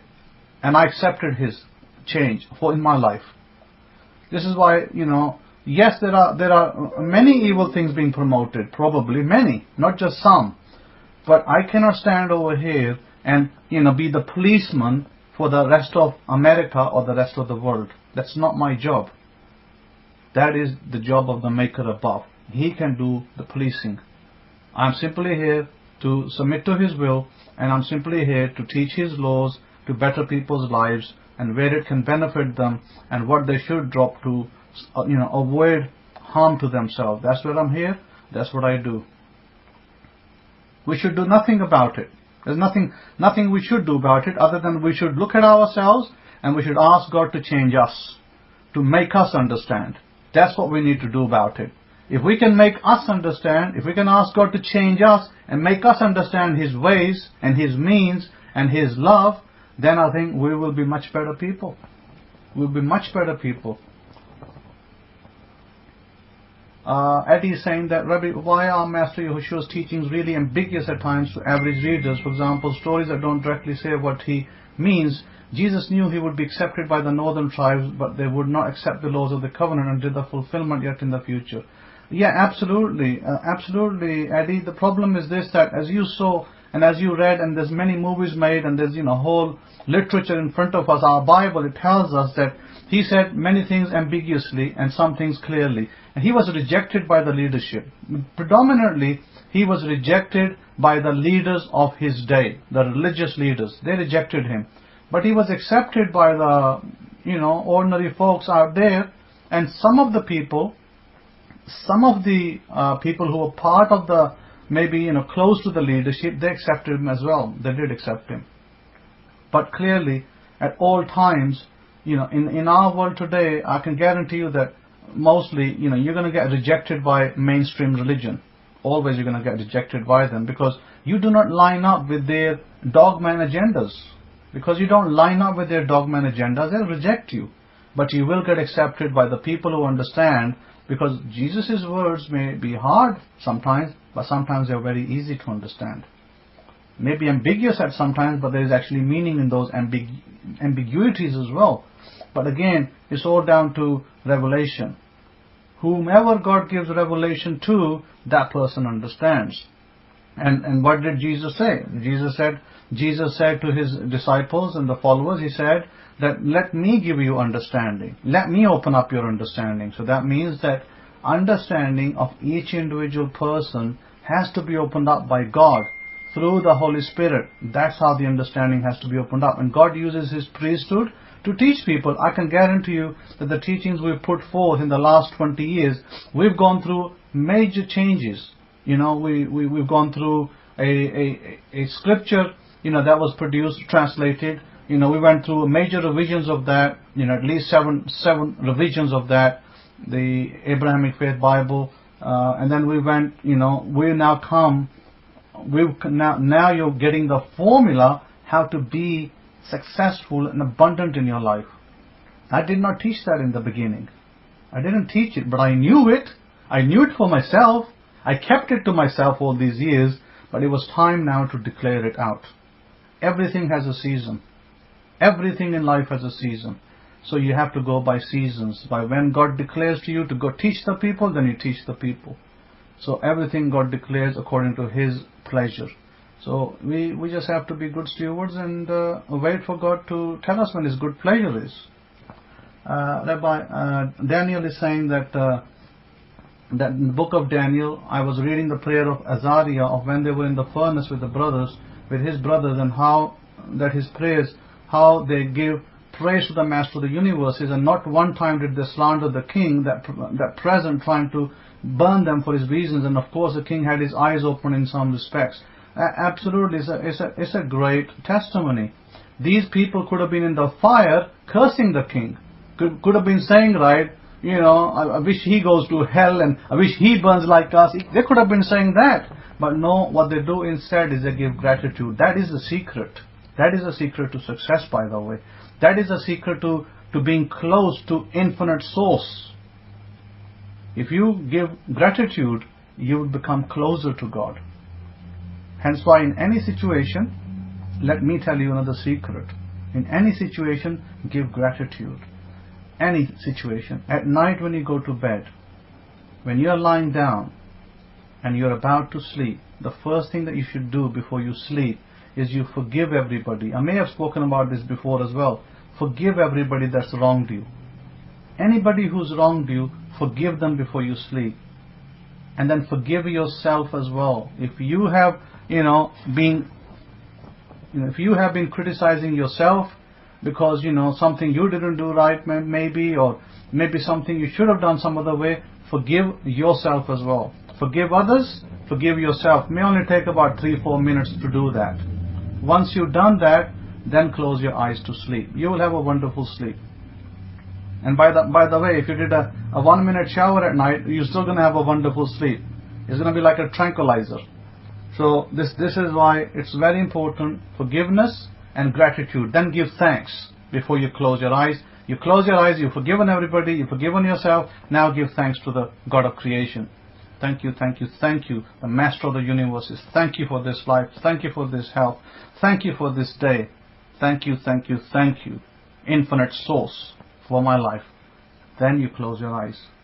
You will be a new person. You will have such a beautiful sleep like no man before that. So absolutely, a 1-minute shower might be a killer for some, but it will be like a workout for others. So absolutely, you got to love it.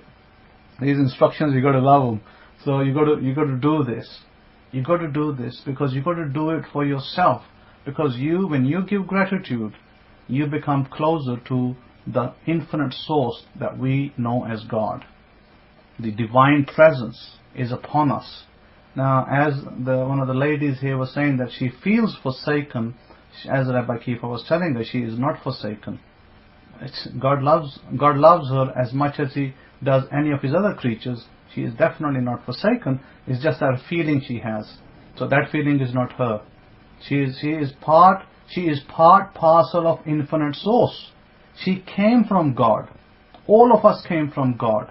God created us. And that nonsense, Bishop Truth Bishop, or Bishop of Truth, him, right, that laughing joker, it seems like a joker to me. It's kind of funny, right? Because he said, where is it talking about Mother Earth? Well, let me ask you, where were you created from? Sir, where were you created from? Did you drop from heavens on the earth, or were you created from Mother Earth? There you have it, Mother Earth. It's right inside you. Now go check what you're composed of. And if you want to read it, go read the first chapter of Genesis, where it talks about Mother Earth, where you were created from. See, this is the kind of ignorant people that you have to deal with. You have to deal with those sorts of ignorant people in this world. And so either you have two choices. You can keep your mouth shut and let them continue in their ignorance, or you can say something and, let them go their merry way after that. So this is part and parcel of life. And I've learned that it's best to try to do the right thing, forgive people for their ignorances, and forgive yourself if you did act at some point that maybe wasn't right or maybe was right, and if you felt you're bad, then you got to move on. You got to move on. Give thanks. Thank you, universe. Thank you, Master Yahweh. Thank you, Lord Jesus. Thank you, Master Yeshua. Give you praise every day, everywhere, wherever I am. Thank you. How many people today can say that, sitting in their home, that are connected left, right, and center with, Israelites, with, leaders of the nations, with all sorts of people in the world? How many people can say that? I can put my hand up and I can say that I am. Thank you, the Master of the universes. So, I'm so happy that I'm able to speak to this Israelite, real bloodline Israelite, and I'm able to share some truth with him every day. And he's able to share his truth with me. So I'm so happy that he's connected with me, and that I can, connect back into history through him. This is not reading a book. This is actually speaking to a living person of the tribes of Israel. So I'm really, really happy. Baruch Hashem Yahweh. I'm not sure how far is from your neck of the woods, Simcha. How far is Fresno from where you guys live? I'm not sure where you exactly are on the map, because you're some small little town in the California region, right? So he is telling me he's in Fresno. But listen to this. Listen to this miracle. This is another miracle and a half. he is being taken care of by Sikhs. Sikh, by the way, Sikhism, Sikhs have another religion, and he is being taken care of by them. He has a room in their temple.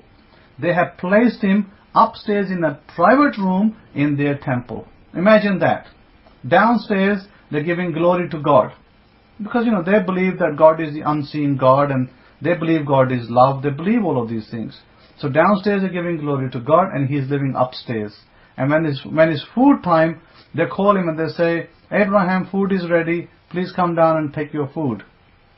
Awesome, isn't it? It's just absolutely awesome. I was like, my goodness, who would have thought, right, that this man of all places would be in a Sikh temple, living over there free of charge and on house, full board on the house.